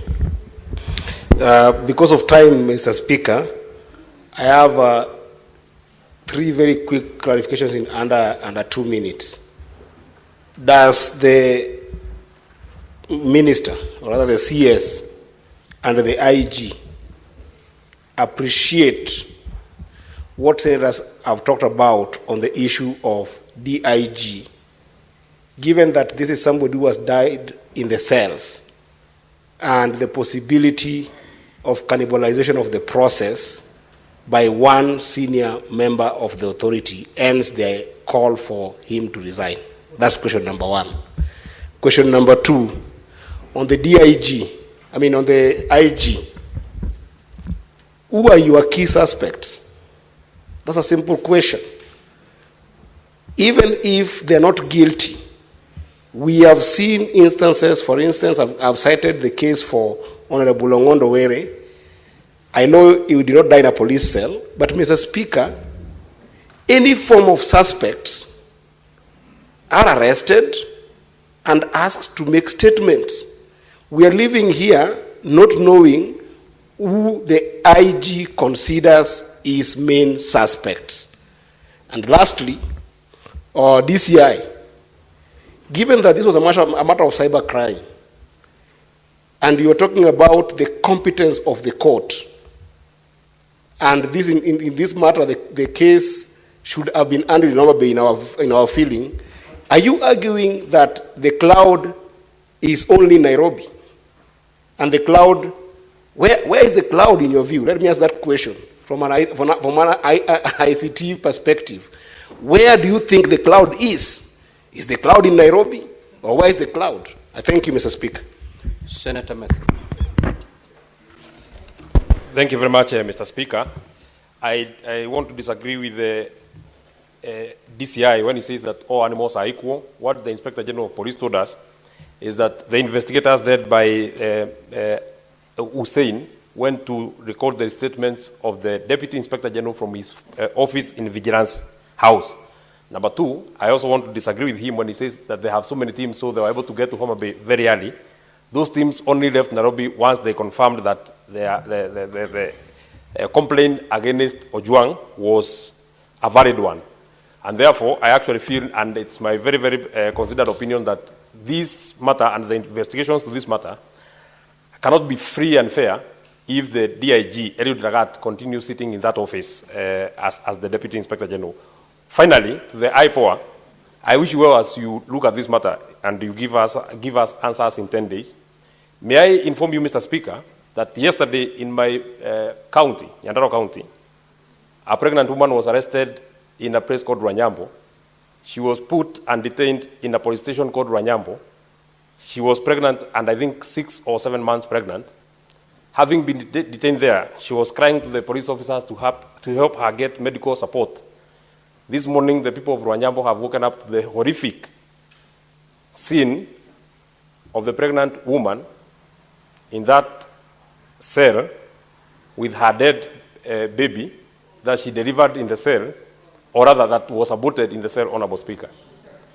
If, Mr. Speaker, if this inhumanity in our police force, Mr. Speaker, is not stopped, I don't think we have a country.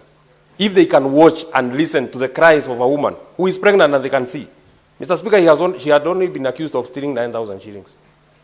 9,000 shillings is something that could have been even gotten by her family. If they allowed, or even summoned Miuka to come the next day, I'm sure she would have come. The same case for Ojwang. There is no record that Ojwang was summoned and he refused to appear in a police station. Inspector General of Police, I don't know whether you have a heart or your concerns is pricked by the kind of harassment or the kind of thing that is happening to the people of Kenya from your own officers. That is an incident that happened yesterday, even as the country mourns about the Ojwang. That is something that happened. You have heard that Article 26 of the Constitution of Kenya, even an unborn person has a right to live. Now we have lost that kid, Honorable Speaker. I don't know what will happen to Miuka because she has not been taken to hospital. The whole day, Mr. Speaker, even when people went out to the Rwanyambo police station to complain, they have been beaten up by police. They have been tear gassed the whole day, Honorable Speaker. I don't understand, Honorable Speaker, what kind of a police force that we have right now, Mr. Speaker. So I want to also throw that challenge. I've written to the... So IG, you have 2 minutes. DCI, 2 minutes. IPOA, 2 minutes. We conclude.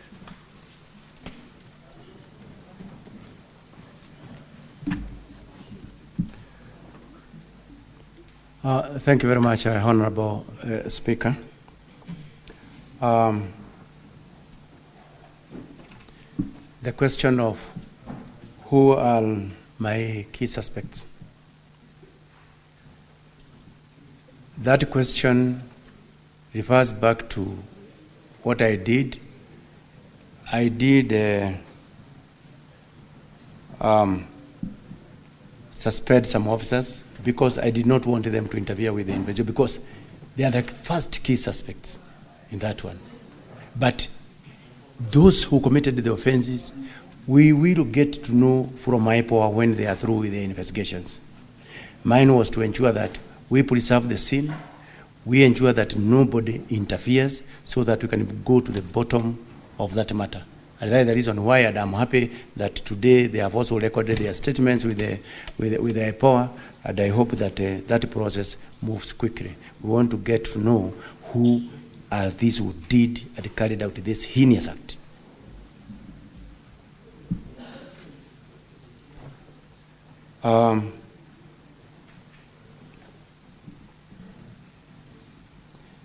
I've heard of the issue of certain police station where a pregnant woman was actually mistreated. In fact,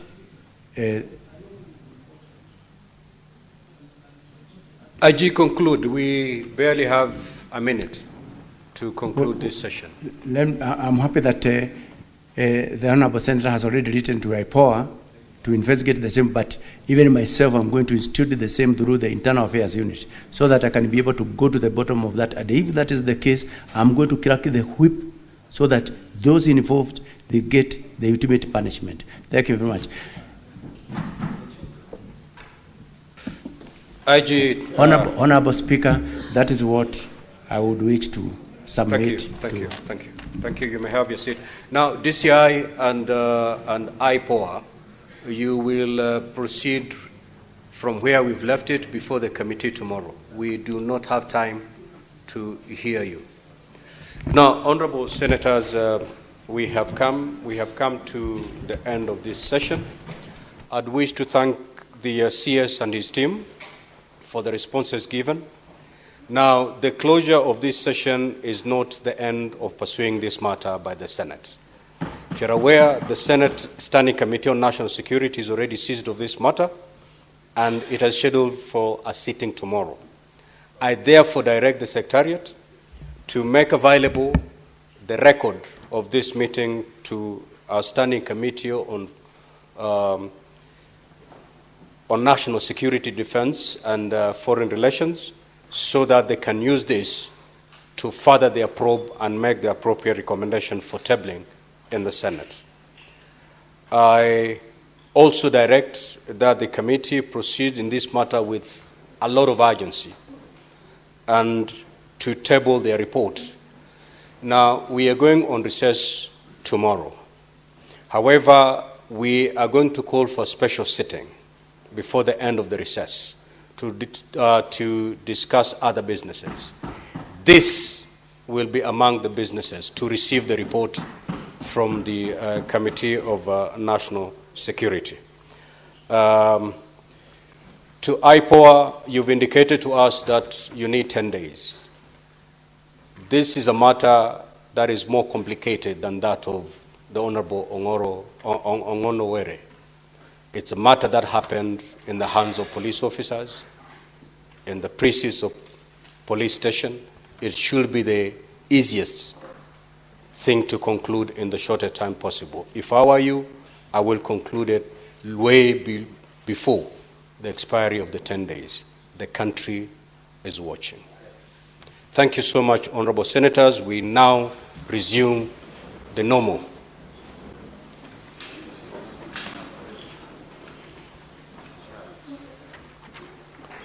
Having resumed the normal and ordinary session of the Senate, honorable senators, it is now 6:30 p.m., time to adjourn the Senate. The Senate therefore stands adjourned until tomorrow, Thursday, the 12th of June 2025 at 2:30 p.m. I thank you.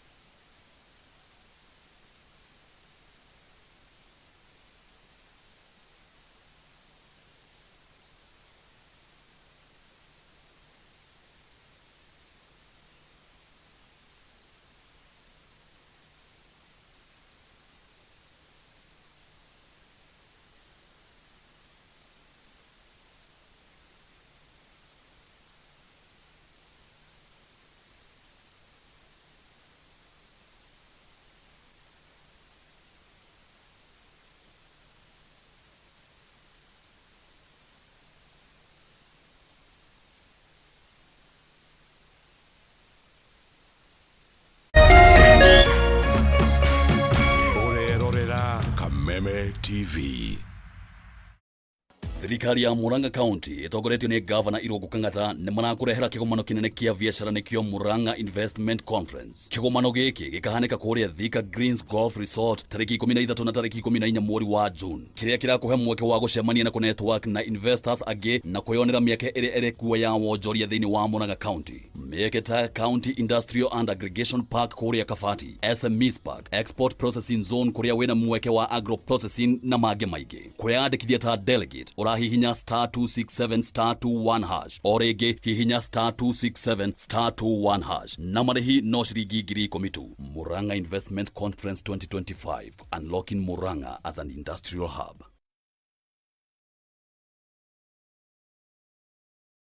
This June, the biggest Club World Cup ever held is here.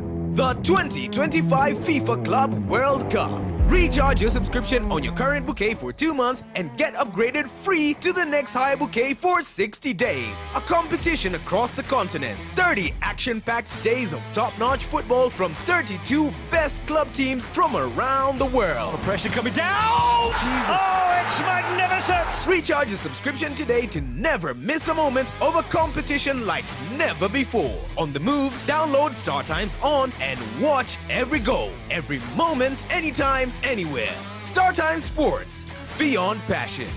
StarTimes, enjoy digital life.